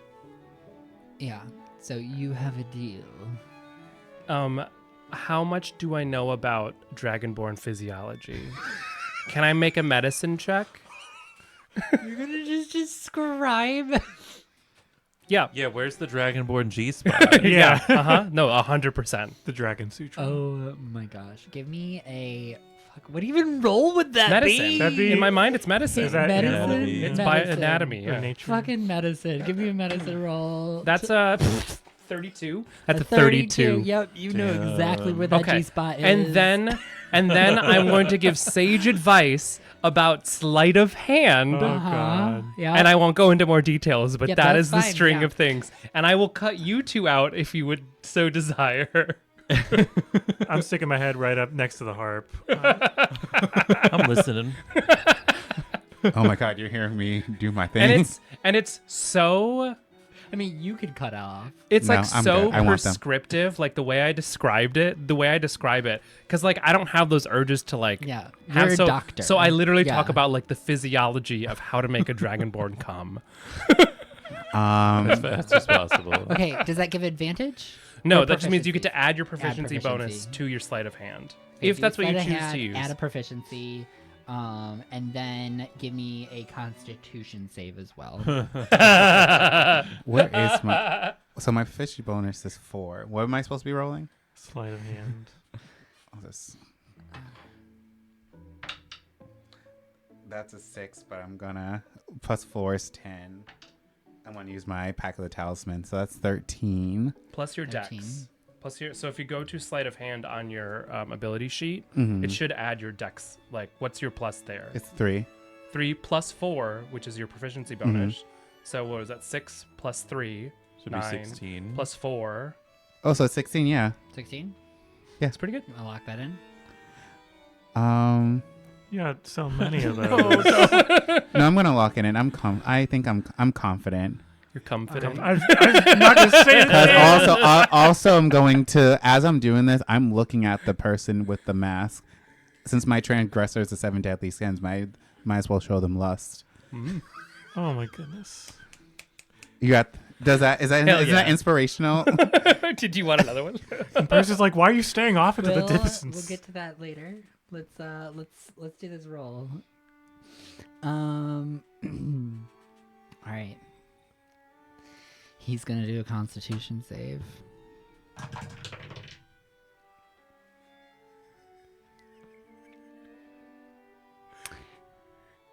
I rolled a 2. Yes!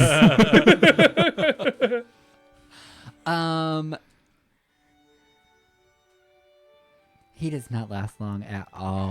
I figured as such. At all. Oh my gosh. And he is like kind of embarrassed by it. It's like Aw. right behind the tail. If you just. But I don't. That leads into his excitement and pleasure from the situation. I think he likes to be humiliated too. Wow. I'm not gonna make him feel guilty about it, but I am. Oh, I'm just gonna like throw my hair back and like kiss him on the neck and be like, "It looks like you lost, but also won at the same time."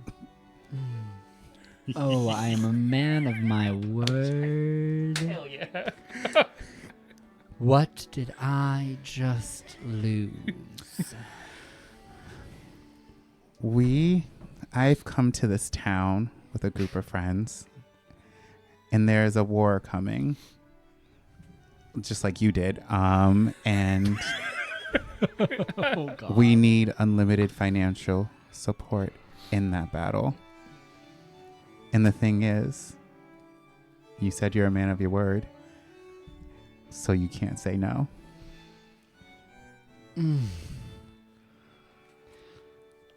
Never did I think I would be hands tied do gooder.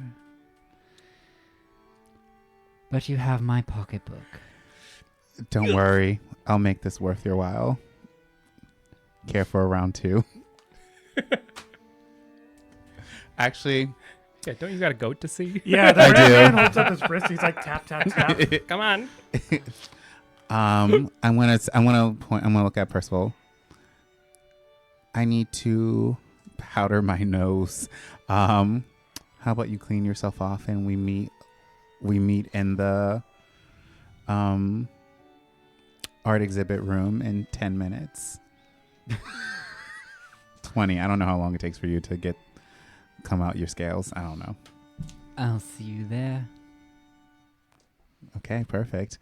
I'm gonna put it back on my clothes and walk away, and I'm just gonna be like, guys, I chose the wrong profession. Well done. Well Thank done. you. Well you done. come back next week as midnight. Exactly. All right. So we are going to transition back to. That worked, Oh wow. gosh, where did we leave everybody? Dan's done with his task. So am I. Yancey's done with his task. Yeah. Let's. Yeah, we didn't. We were pretty short with Salvador over there. Oh, but timing wise, it would be Upray. Because you're spending a lot of time meditating and shit. Sure. Blocking out telecom. Learning how not to be an anxious bitch. What? I'm not anxious. I'm nervous. Nervous. Yes. Yeah, you can cut us off whenever you want. Yeah. Sever that connection. All right. So, Upray, you're in the war room with Duke Thrain Ironheart. He has locked the doors behind you. There are no windows to this room.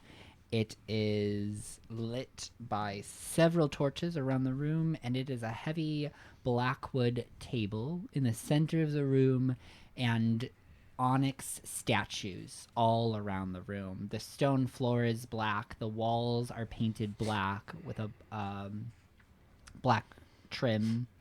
And then the stained glass is red so that it just illuminates off of all of those reflective surfaces.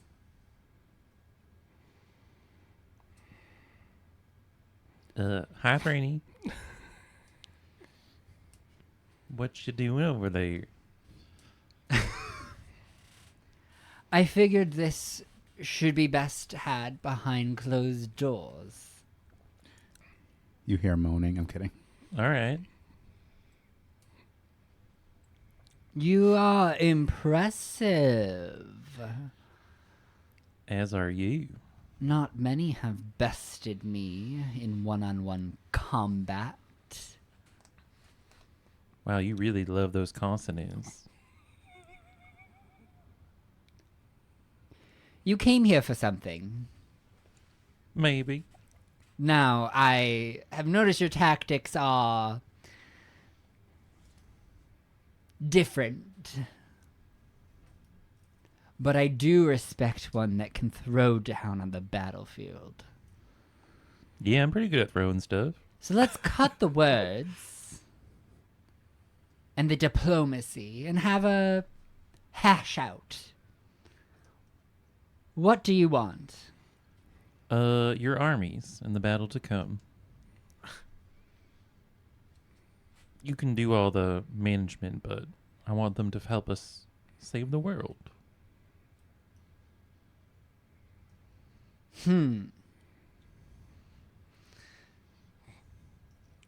Interesting. Asking for an army is quite a lofty ask. If you weren't so powerful, I'd laugh in your face. Okay. But anyone that can command a sword like that is worth listening to in my book. Oh, okay.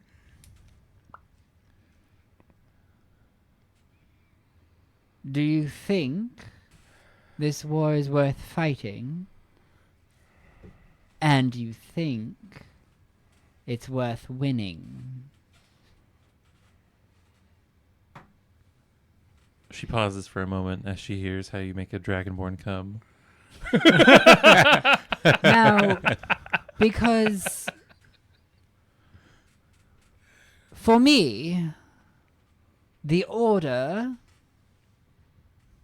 has this under control, this pesky mage problem.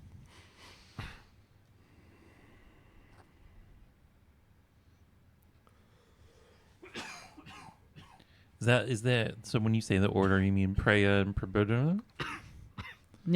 Yes. Now, what benefit would we have getting ourselves involved in their little squabble? The church fights for dominance. I say let the mages whittle them down so we can take back what is ours. Yeah, that sounds good. So what are you suggesting my armies do? I mean, yeah, if you're gonna wipe out the Christian,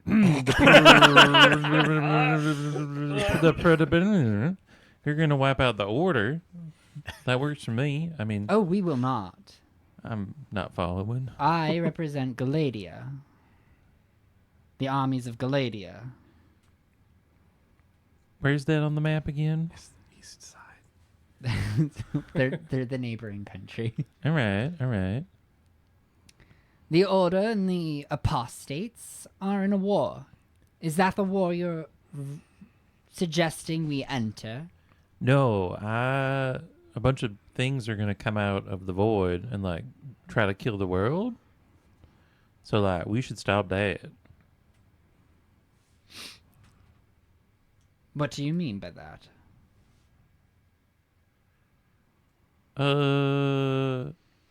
Guys, what do I mean by that? You just hear Dragonborn orgasm. Yeah, you just want to tickle the tail right at the end. There's a nerve that. Operate. So the order is falsely claiming that the apostates are causing all this havoc when there's something else at hand that is beyond either of the two groups. I will relay that. That the order's goals are false, or their claims. And like, reveal the truth, if you will. And do you have proof of this? There's a whole cult that we have information on that has been summoning this void. Yeah. I mean, I've seen it. I've been there a while. I can do special things. Didn't one of the like Galadian cities get like overrun by void creatures? Yeah. Yeah, but they think that's all the apostates. Oh. It's Conjuring. not. The apostates trying to stop that nonsense. The silence, right? Yeah, The the silence. The silence are the people trying to usher it in because they think that like once we're all part of the void or something, we'll be happy. I don't know. I think the older I get, the more I just kind of realize that everyone should have got therapy when they were really young.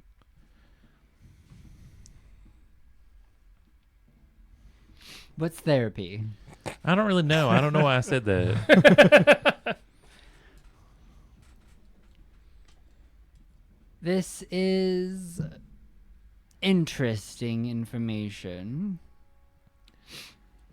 I'm unsure what to do with it. Tell them you were in Harrow. You were there whenever the city fell, so you know more information about what you're up against. Oh, okay. So I'll just tell them of the fall of Harrow and what we did, the face fuckers, and all that stuff.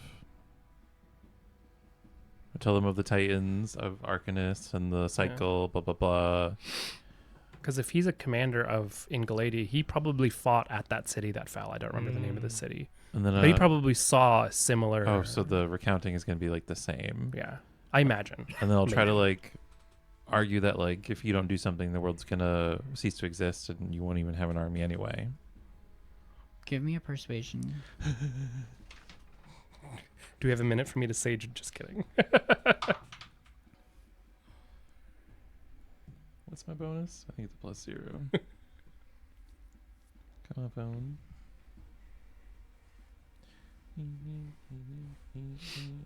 15.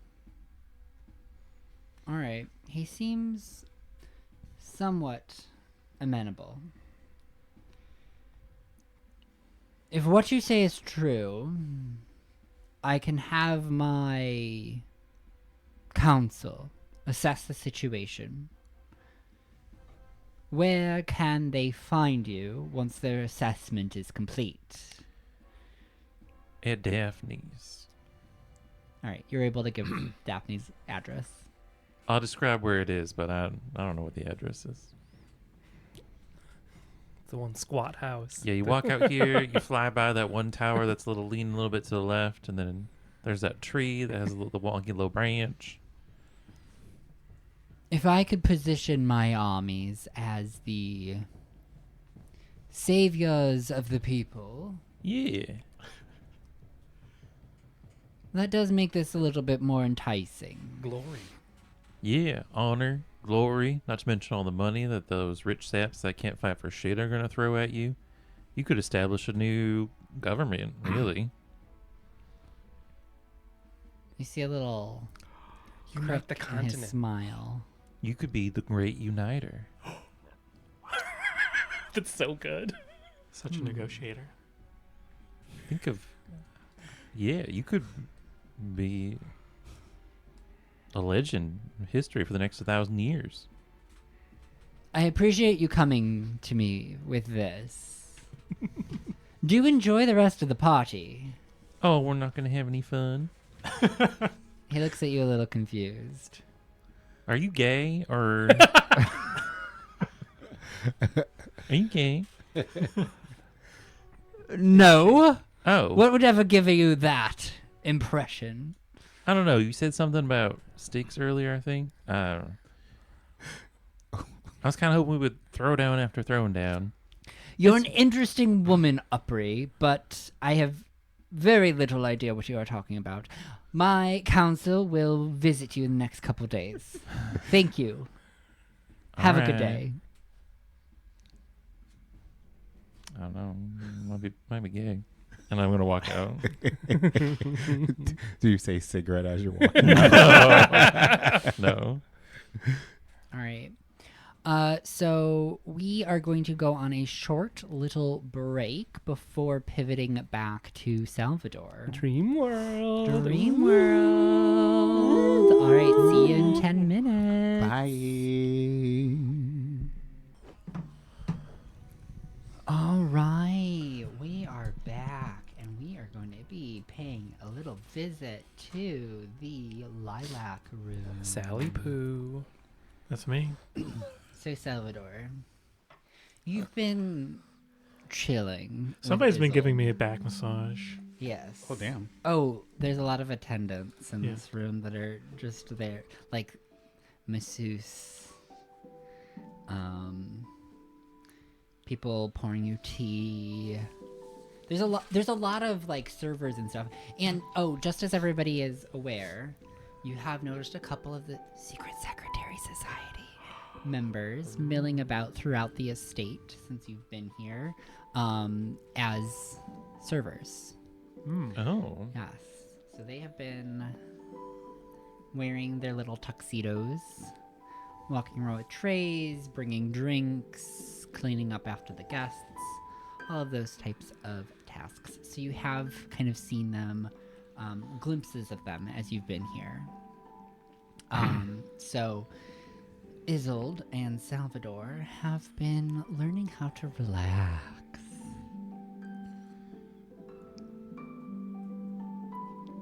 Salvador, unclench your jaw, my dear. Ooh, damn. Yeah, I did it. Done. You don't have to tell me every time you do it. I can see it. You haven't let go yet. It has just been such a busy time. And we just had that big battle in the arena not 2 weeks ago, so Compartmentalize. that's what I do best. Yes. Would you like, medicinal assistance? It is the 20th of April.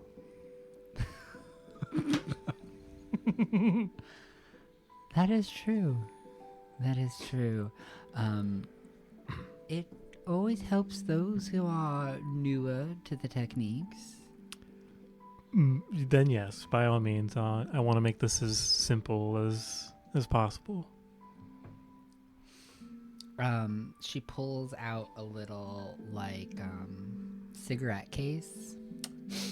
And she opens it, and there are several pills inside, along with a blunt. I'm familiar with this from Daphne's. I take the blunt and I ignite it. I do a special trick. I snap my finger Yeah. because I can cast prestidigitation with my ring, and I light it up, and I very chilly, very coolly, very nonchalantly inhale on this spliff. Yeah. Do you want to give me a performance check? Not Sal being the coolest out of all four of us. I want to touch myself and give myself enhance ability. Oh,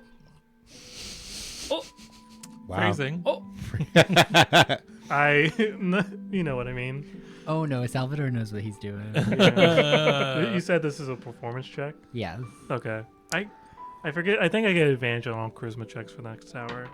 So that's a 16 or that's a 16. All right. You look pretty chill. Nice. Yeah. I feel like your hands are like this. Yeah, I'm definitely 1990s b-boy Vibe check pose. passed. Vibe check passed. And after letting you take a couple puffs of the blend, she smiles and she nods and she goes, "Now I think you're ready." I wink.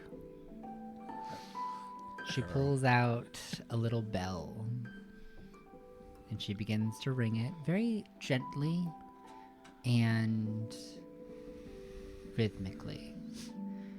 Just slow rings. Ding.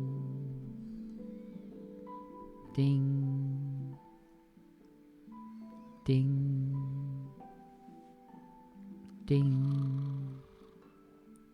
And she continues this for a while, just drawing your attention to the singular, subtle, resonant tone,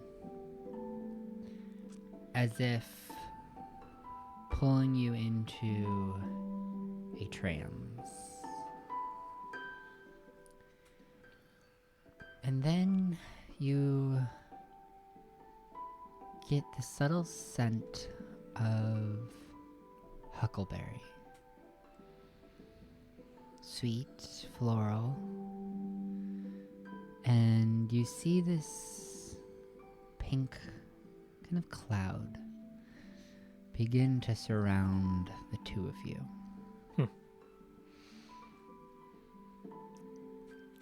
And the room begins to fade away.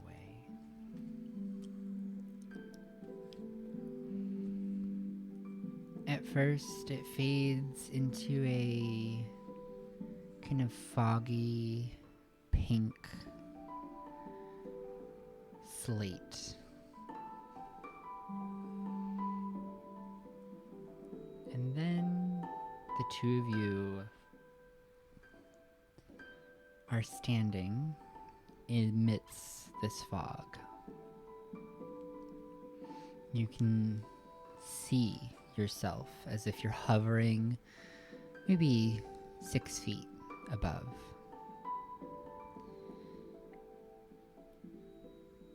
Good, good. Just follow me. And she begins to walk into the thick of this cloud. I grab her hand. And she gently tugs you along. Slowly, gracefully, fluid-like. She's almost floating into the thickness. Why are you raising your hand? Because I have a question I didn't want to interrupt. Okay. Yes, what's your question? Do we lose connection with Sal? Yeah. Okay. Though you don't know whether that's because of the dragon come talk or not. That was way too far. Ooh, that was very butch. Sorry. Salvador, please describe a dream that you begin to have as the two of you walk into this fog. So, as the cloud of pink fog sort of dissipates and more, you can see slightly through the fog some outlines of figures, some silhouettes. You see there is a variety of people sort of spinning in dance form, sort of like, those mechanical clocks where people will, they're just different platforms of dancers spinning. There's people dipping, but they're life size. And you see as these dancers and their plates sort of spin, it's as if they're on a track that's weaving in between each other. And you see these are not just generic people that are dressed up for a ball, but they have particular faces. You see there's one of Opry and she's dancing with a dwarf. And you see one of Ren and he's dancing with a multitude of people at the same time. Did you just call me a slut? Yeah. This is the dream. That or Polly.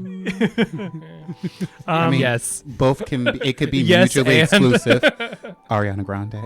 But yeah, in the distance you hear sort of a mixture of not only the harp music that was in the soliloquy room, but also like an erratic undertone of like a drum that's being beat by like a mile away. And he says to Isolde, what is this? First off, I love the pink theming of it. It's very subtle. It's very suitable. Is this playing on subconscious or is this something else? Well, this is your dreamscape, my dear. Oh, interesting. This is your subconscious creating a fantasy. So it seems like it's pulling upon surface thoughts right now. From my experience with the dreamer before, this can be anything. So I imagine a 6-foot-tall cake. And slowly at first, you see a shadow of a cake. And it struggles to pull into vision for a moment before then you find a cake right in front of you. Almost tangible. Very good. Usually the control takes a while to muster. It's not my first rodeo with illusory objects. Or sleeping. Swag. Well, the dreams tend to unlock much of what your heart truly desires. But it's the interpretation of such that becomes difficult. If one can navigate their own dreamscape, they can begin to ask those questions, push deeper for answers, and piece together the parts of the puzzle that often remain clouded and forgotten when you awake. That is always the hardest part of having a dream. Unless you record it immediately. This is the benefit of lucid dreaming, the technique that I have taught others in my travels across this realm. And I've found that it helps understand oneself. To I be can decisive. Because otherwise you lose 8 hours of the day with nothing. You're basically using all hours of the day to not only lay out everything that you've worked through, but also try to gain some additional oomph in analyzing it. Don't make it seem like such work. Damn. Let the work fade away and let the visions come to you. I inhale and I exhale.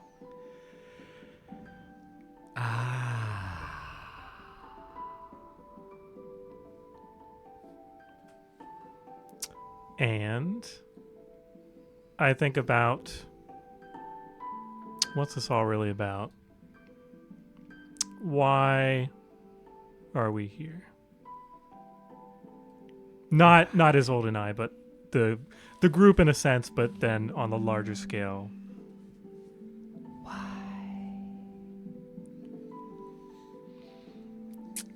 Yes, it could be. Sorry, all the whispering. I'm gonna pass. Oh yeah, it is very very somnambulatory. But yes, thinking on this whole cycle nonsense, being mixed up with primordials and titans, I imagine what I think they look like. The dreamer, the transgressor, the assimilator, the director, etc., etc. Ah, Salvador. Good morning. Is it morning already? For some, It's been so long since we've talked. it has. I've been sleeping. Were you in charge of that big dream battle? I think you said that you did that. When we fought Nim, when we avoided that battle in reality. Yes. That was me. I had forgotten about that. What a passing moment. I imagine you have a lot of those.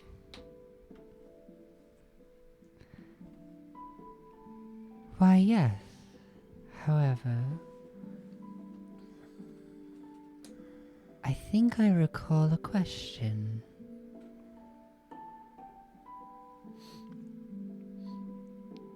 Do you want me to restate it? Please do.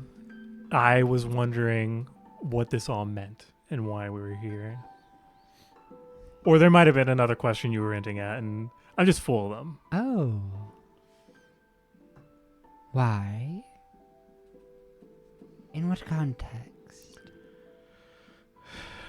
Well, we know that Upper made a deal with your sibling. Yes. The director. Yes. Did Yonsei say? I can't remember if you said that you told us about the transgressor. Did you say that over the intercom? Yeah, I did. When I trauma dumped everything. Gotcha. Let's just say that I did it.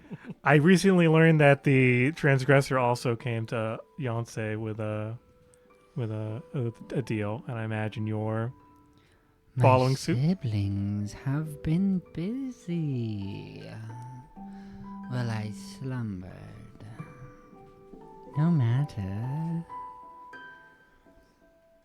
Yes, Salvador.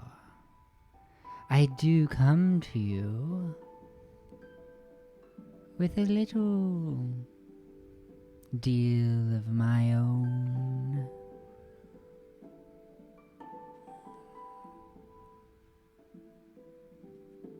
What do I look like?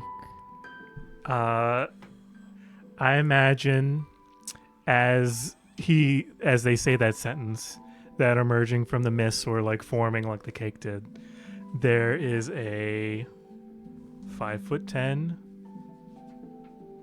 person, a tiefling with long hair. They start to formulate out of the mist, and they have pale white skin, like snow white skin. You see, they appear in front of you and Isolde, and they begin to inspect their hands. They stroke the hair hanging from their head. Oh, this is interesting.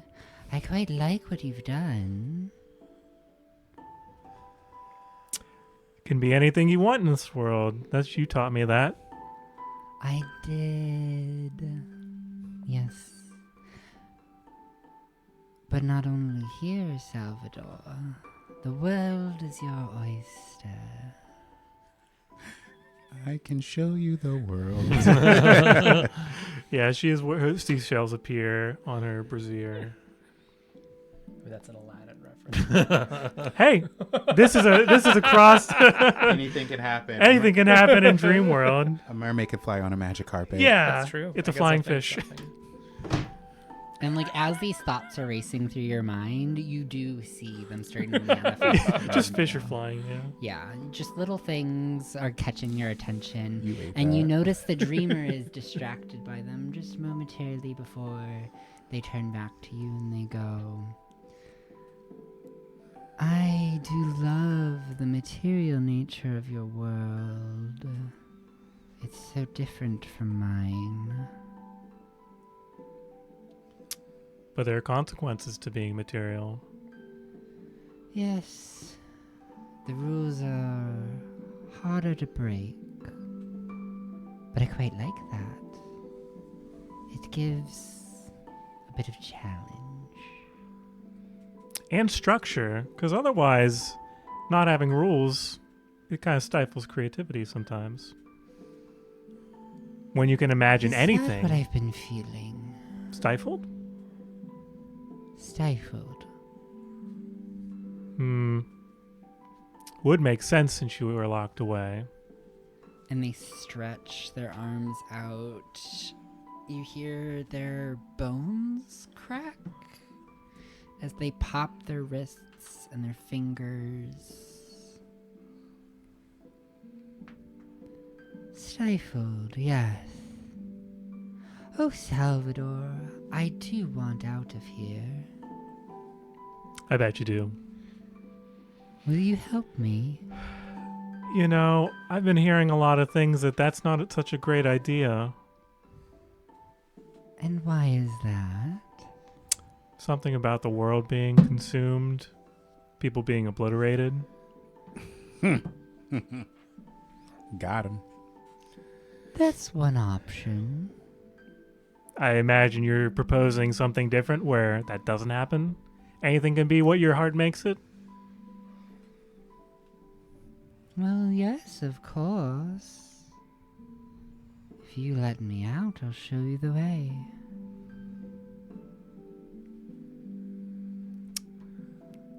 It's pretty vague. What's a world to your design, Salvador?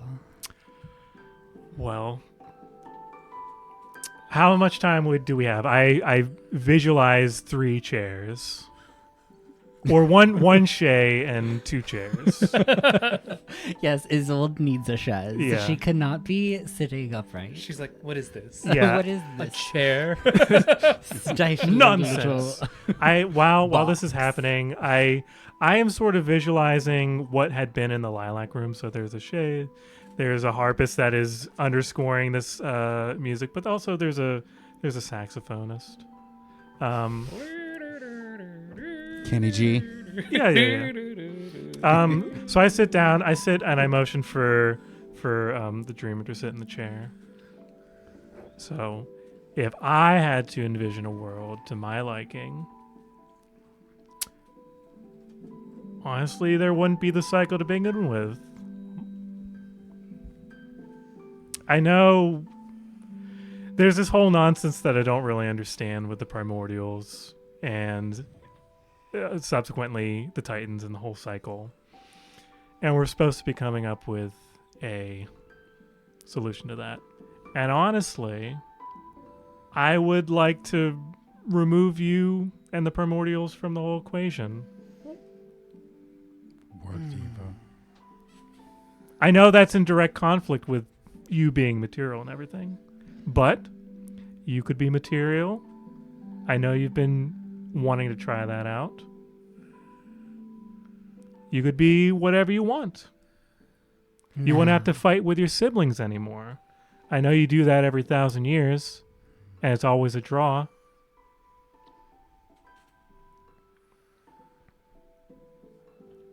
They lilt a little bit, and they go, well, I think I can manage something similar, though there are limitations.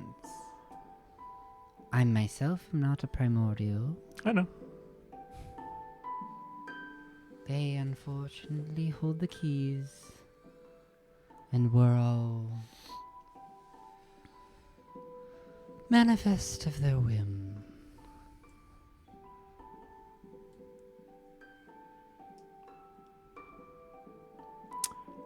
So, what are the conditions?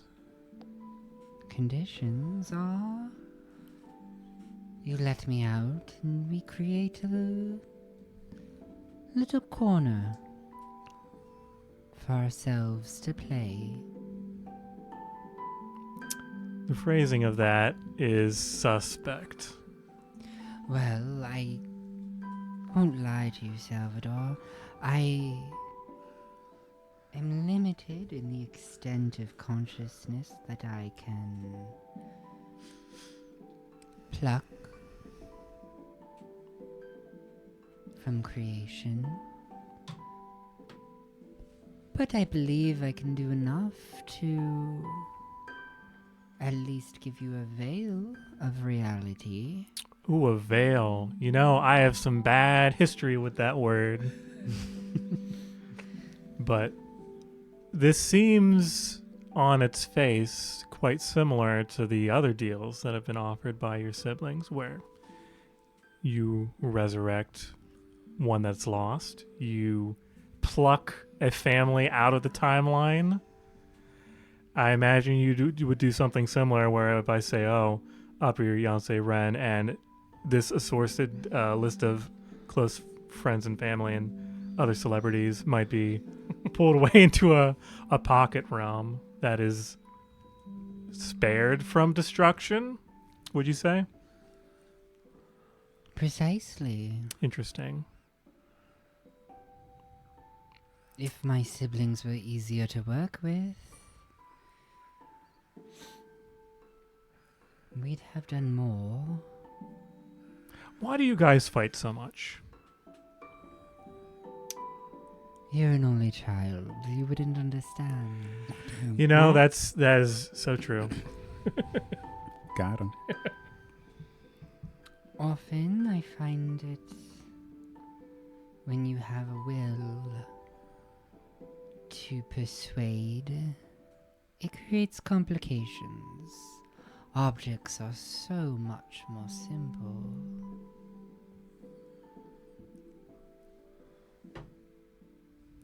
But the fact of the matter is, my dear, should you refuse this deal, we will come regardless. I know. Alice is a wild card. Do you know And Alice? you won't be protected. You do make a strong point. Well, this has been a lovely face-to-face. It's been some time. I look to Isolde. What do you think about this? She perks up. She had been kind of nodding off in the dream world. Inception die. shit. Everything that we see or seem is but a dream within a dream. So And she goes, I oh, dreamed a dream. this is an interesting use of lucid dreaming. I imagine this is a conversation that you've been trying to debate. yes, it's been puzzling me. So just hashing out some of the options here. Odd. This feels different. How's it normally go, Isolde? Oh, it's usually pieces of random ramblings of the mind being pushed around, not something so coherent. Gotcha. You had mentioned manifesting things, right? Out of this world, or was that mixing up with what the dreamer was saying? Isolde? Yeah. No, she just lucid dreams. Gotcha. Understood. She has no idea what you're talking about. This bitch just gets like- high and falls asleep. Sleep. And she has some wild. And she can just take people with her. That's Yeah. like her. That's her shtick. That's her shtick. She just dreams. She lucid dreams with people. Well, It's basically like akin to what Daphne does, except she's diving into her psyche and not prophecy. got it. Oh, yeah. Well, Dream sequences are rough. they are yeah. Well, thank you for this. I think I'll deliberate and I'll get back to you. I say to the dreamer, and I walk over to Isolde and I hold her hand and I say, I think we should head back to solid ground. Oh, of course. I hope this was fruitful. More than you can ever imagine. As pieces of fruit visualize out of thin air. Yeah, they do. And she begins to walk you back out of the cloud of pink mist. And you find yourself laying on the chaise next to her in the estate. That was such fun. I do feel more relaxed now that you mention it. Wonderful. I'm glad I could help. Please do feel free to reach out to me if you ever have need for guidance or would like to practice again. I feel that will be a valuable skill. And I shake her hand. As you are shaking her hand, you look to the coffee table next to you and you see an hourglass filled with sand. Oh no, it's a timed offer. Quick time event. Press X. Oh, this is fun. Beyonce, let's give you a visit. No, we don't have to. So you're on I'm the kind of balcony, exhausted. Yeah. and you've just finished. Covered in. No, I made sure I directed that and left stream on them. Percival on the balcony, and you've re-entered the estate. So you're currently by the string octet, Mm-hmm. across from the tiefling in the golden ram's mask. Hello there. Oh, hello. Nope, young I do not like that. Bonjour. Oh, Bone job. I can dial it back. Yeah, let's. It's good to see you again. I wish I could say the same. I wish I could say the same. But bonjour. So as you're saying that, he goes to take off the mask, and he begins to walk around you. And you see that his face begins to shift, and his form begins to shift. Mm-hmm. And you're reminded of someone you've met before. His sepia skin is a stark contrast in definition to the dark and uniformly trimmed stubble, with a meticulous fade. His deep brown eyes lock with yours as a gentle smile initiates the rise of his left brow. He stands tall, with his chest slightly puffed, lengthening his stature, as if to stately present the embellishments of his embroidered overcoat. You've met this man before, only briefly, or at least this form. When you were in the void. The succubus. Sorry. I meant what I said all those years ago. It's funny because it's Harvey. What's his name? Gillian. Gillian. That's. No, that's not this one. Oh. He's not taking that form right now. Oh, is this Idris? Yes, this is Idris Oh. Hey. I mean, I haven't Hey. finished yet, so I guess I could. Have you decided to take the deal from our friend? I don't. Bless you. I don't. It's very tempting. It truly is. But would it really be much living if it's just me and my family plucked out of this existence while everyone else ceases to exist? Sorry. What? That's. I love my family, but I don't want to spend eternity with them. That's what that's giving me. It's real. Let me let you in on a little secret, Yancey. Not only was I honest about what I said all those years ago, I believe that there is more at play than you are seeing. Do you care to fill me in, sister? There are more options at carving out a larger corner of reality. And I would join if you wanted me.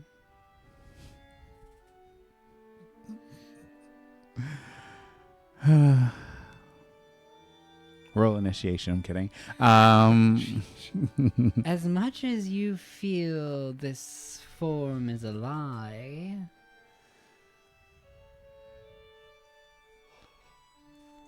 I'm genuine in my feelings.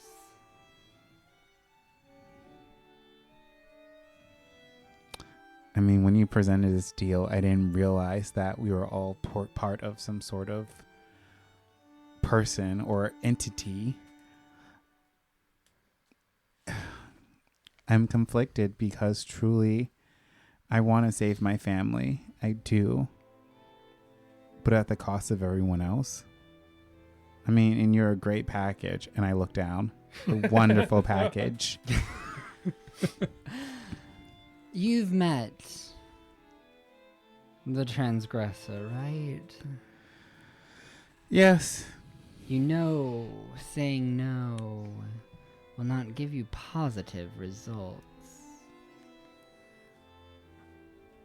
Is accepting lesser really all that bad? It sounds like you're not even giving me a choice, though. This is not mine. To clarify, I'm just the messenger. But I can pass that on if you'd like. It just also feels like I just can't. It feels hard to condemn one person to let the transgressor into this world, if I remember correctly, from Unlock Potential. The spell, the condemnation spell.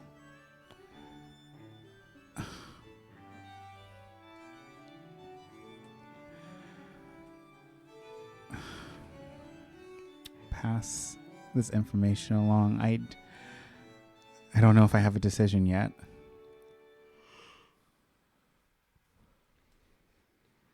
I'll pass that along. Now, what about us? Ooh. What about us? Do you foresee a opportunity?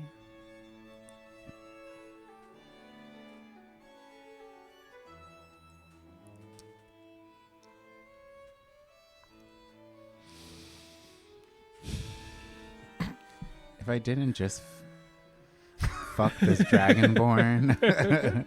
Oh, I saw. Quite a spectacle. I know. You see how great I am with my hands. And I can make those hands whatever you like. Chainsaws. That's what I thought. What a wild combination that could be. Oof. No. No.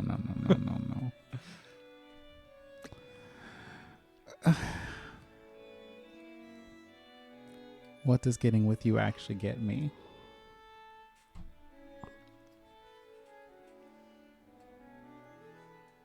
Well, me, of course. That is how relationships work. I'm asking you on a date, Yance. Oh! Wow. Always an entertaining one. But wait, aren't you not real? Wait, hold up. Pause. When was that ever established? I've told you from the beginning. I'm as real as I have told you. The last time I saw this face, it was attached to a succubus. And that is what I am. That means they can make themselves look like whoever you want to fuck that day. Not the giggle. I cannot deny my nature, Yance, just as much as you cannot deny yours. I am a power slut. That is correct. You know what? I've never been on a date with the succubus, so why not? Fuck it. Yeah, coffee date. Yeah. I'll see you on the other side then. Wait, oh, wait. In hell? Wait, I'm so sorry. Don't listen to me. How about we have a date on this side first, and then if everything works, Oh dear, you're much too busy. I don't want to take up your time. I think we have a couple of episodes to figure that out. If you Episodes, and I look, I'm like, insist. wait, why did I say that word?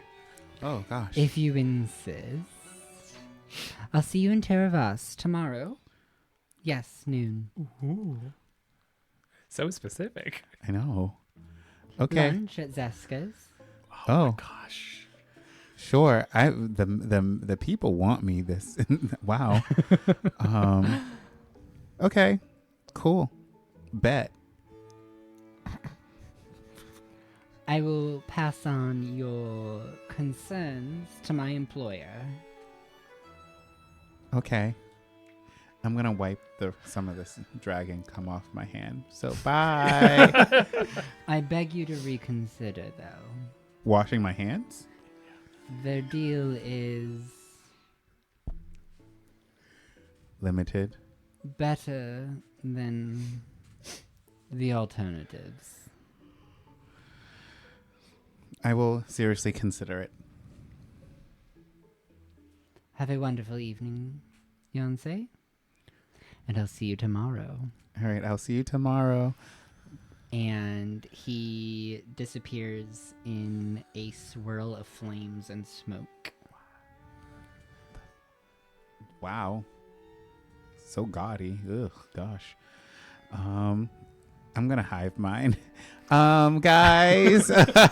Yeah, what's up? I explain everything. You got a Oh. date.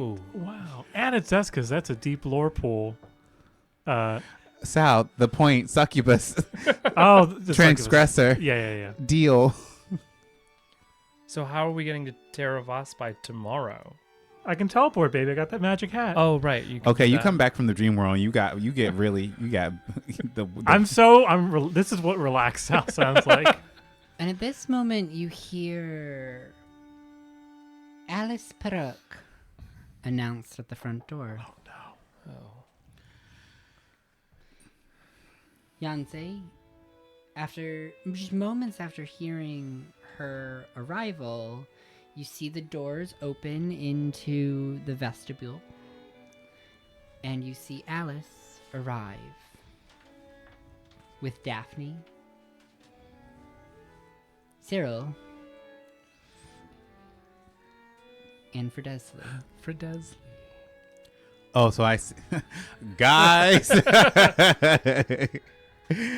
Upon seeing you, Yancey, Daphne gives you a little wave. I wave back. Cyril comes over to greet you. I walk back. I'm kidding. I walk forward. And he takes your hands in his and he goes, "Wonderful to see you, looking so ravishing, my dear. Oh, thank you. You know, I'm a You person. really did a good job, Oh yeah, this is all natural beauty, babes. babes. Babes. How has the party been?" Let's just say that it's been very exciting. It's been overflowing with excitement.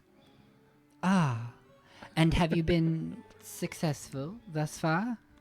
Yes, as I wipe my... Sorry, there's a little crumb of some spanakopita there. But yes, I was pretty successful. Wonderful. And where are the others? That is a good question. Last time I saw Upri was being pulled somewhere. I walk out of the war room. I got an army, bitches. And I close the door behind me. Well, there's Upri. I come out of the sex room and be like, you don't want to go in there. But we're good on the... I've got, I guess, a shady business lady. Yeah. A shady business lady. I guess that's Ren. And I think... And Salvador is walking from the lilac room, and he is so zen. He's wearing he's still wearing a kimono that he got from that lilac room. Not change back. Gorgeous. Yeah. And he walks out. He's got a bottle of champagne in his hand. He said, "Oh." And there goes Sal. Look of us. The gang's all here. Wonderful. So productive, everybody. And only an hour in. Wow. I guess truly. we can let loose and have a fun time then. Yeah, let's get some bard music playing. What would you all like to do? Like, you've accomplished your goals for this party. Salvador, Daphne, Alice, not Salvador. Cyril, Daphne, Alice, Fredesley are all here. And you're at a party. What are y'all doing now? I'm hungry. I'm gonna go get. The I gotta room- go to the food room. Exactly. Yeah. Get a bite to eat. Load up a plate. Let's get some food. Some drink. So you all meander towards the orange room, where you see a long table overflowing with food. Whole turkeys, hams, I'm gonna grab a ham. a whole ham. Yeah. Yeah. Just pick up the pig. Yeah.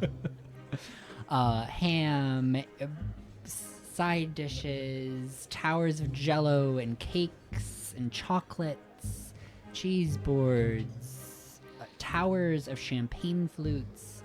Just this overly indulgent, spattering smorgasbord of food and drink. Yeah, I'm gonna grab a spliff from Yeah, Cyril. I was gonna say, Daphne, did you bring any? Yeah, and then I'm gonna Yeah, we are. fucking munch the fuck out, and then just like fade into oblivion somewhere. I'm good. I'm pretty. I'm pretty. I'm I'm pretty. Two Okay. boys wanted me this evening. Know what about a bee? Ham. Well, you might want to try the purple room then, if that's what you wanted. I say mouthful of ham. It's right across the hall. Oh, okay. Let's go take a peek. Yeah. I'm gonna walk over with my ham in one hand and my joint in the other. Yeah, you peek in, and it is a room full of debauchery. Oh my god. Oh, Abraham! And I walk in. I just disappear into the room, fade to black. Wow. That's my Bray has a evening. great time. This is like it's a situation where like if you are consenting and they're consenting, then you're consenting. Oh my god. That's all we need to say about it. I'm gonna be like, I said I would meet my date in the art gallery. Mm-hmm. So maybe I should join back with them. So y'all have fun, or maybe I'll bring them here. We'll see how they're feeling. I mean, you probably need some nourishment after everything. I mean, I'm fine. They're the one that was drained. That's what I meant. Yeah. Yeah. So I'm gonna go see if Percy is in the art exhibit. I'll be back or not. We'll see. All right. And I take off the heels off my shoes. I'm like, I'm tired of these. Barefoot. start walking around barefoot. Oh my gosh, we're getting to that part of the night. Well, the length. No, it says no. The heels have like the heels actually can detach. Yeah. Oh. They're magnetic. A modular shoe. Yep. Exactly. There's commercials about them. So Yeah, it they is- exist. They So don't look have very do they comfortable. have a flexible bottom then, so that they can be like, because like when you're wearing heels, Yeah. it's Suspension like, of disbelief, baby. Magic. Magic. Yeah, they're No, I magically just flexible. genuinely wanna know. Well, there are some. There's shoes that do this. There's some heels. They're not very big. They're maybe like 3-inch heels, but you can put like a false flat bottom on them. So they're not completely flats, but they're closer to being flat. Interesting. That So sounds fun. I do that. I put them in my. I put the heels in my bag, and I'm like, Yeah, you all have bags of holding now. All right, every one of us. Yeah. so I throw it in there, and I I'm think I like, gave mine to Jan. yeah. So I have 2. But I left one at home. I don't need 2 right now. I need to pick up my 1,000 gold. When you leave. also, When do you leave? yeah, that's true. So I'm gonna go to the art exhibit to see if Percy's there Okay. and cleaned So off. you're heading off to the art exhibit. Upri's in the sex dungeon With my ham. with your Oh ham. wow. What are Salvador and Ren doing? I'm gonna chat to Daphne about lucid dreaming. Okay, so you have some conversations with Daphne about lucid dreaming, and she's genuinely interested because like this is like a close area to her Yeah. expertise. Something that she herself has never really gotten into, but she does see a lot of value in it. What are you doing, Ren? Is there a dance floor? There is like, so the way that they like string octet region and the flute quartet region is, that's kind of like the dance floor. I want like a bardcore dance floor. a bard chord Like, dance floor. Get the trumpet players and try to do a mix up. Yeah, you could Sort of try to get house the dance trumpeters in the pride room. Yeah, what does a pride room just turn into a dance floor at some point? Or is it dueling all night? My God. I mean, now that Percival and Yancey are not there, there's not really duels going on. It was set up It's for just a me. boring room Yeah. now. It's just a room set up for Percival and Percival alone. Yeah, I'm gonna get all of the musicians together to do some like party dance music in the White Room. Right, so you just start going ham in the pride room. No, the ham's in the sex room. The ham is in the section room. That's right. I'll bring Fredesley and Alice with. We'll all get Um, high. Okay. For Desley and Alice. Okay, cool. And then where are you? Are you talking to Daphne in the gluttony? Or sorry, Yeah, the orange room? I'll take her. Yeah, we'll join that, but I'll take her back to the soliloquy room, the lilac room. The soliloquy lounge. Yeah. Okay. That seems her vibe. Yeah. She really likes that area. And she gets along really well with Isolde. Yeah. They have a similar vibe. They're both airy, kind of lost beings, wispies. Yeah. So they're having a good time. So you're all just having a good fucking evening at this masquerade ball. When Yeah, I know you all knew that this was gonna happen. Like we weren't surprised. When in the middle of the dance floor, a rift me. begins to open. Oh shit, Alice. And attendees begin to scream. So the rift crackles as this tear in space and time begins to part. And that is when you see a tentacle lash out towards Alice. Can you make me a dexterity save, Ren? Yeah, I can sure try. Oh, 24. 24. So I will let you react to this tentacle as you see it going straight for Alice. It's this slimy, black, oozy tentacle that you are so familiar with. These are the void creatures. They are here. And it's not like Alice is doing this. If I look at her, she's surprised. No, she's surprised.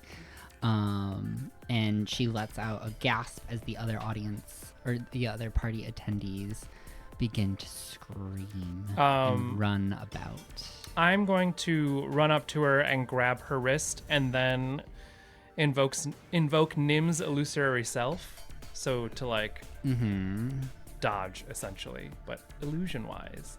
So like she remains like an illusion of her remains there as we run. Oh, gorgeous. Okay. So everybody roll initiative.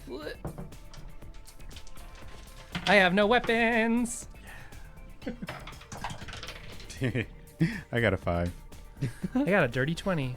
All right, dirty 20, 5, 6. 6, 15. 15. What's your dex modifier, Salvador? 0. Gorgeous. All right. So, Ren, you were able to react as this is happening. Is there anything else you would like to do with your turn? This is a silly question. Do I recognize the tendril as like the same form in when it comes to my molded forms as the tendril mommy? The tendril mommy. It's not the same creature. Gotcha. No. So I don't have innate advantage on it. No, Okay. unfortunately.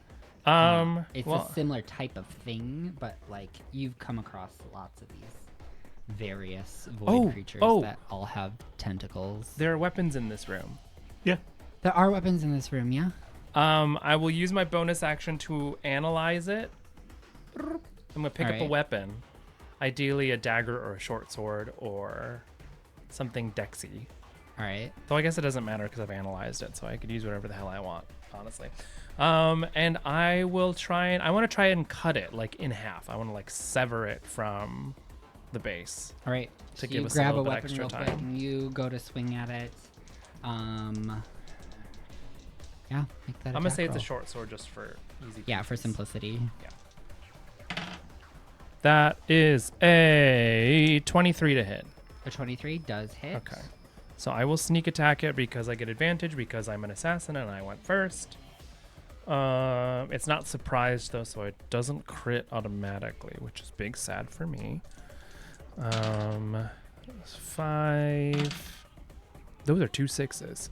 17 plus 11.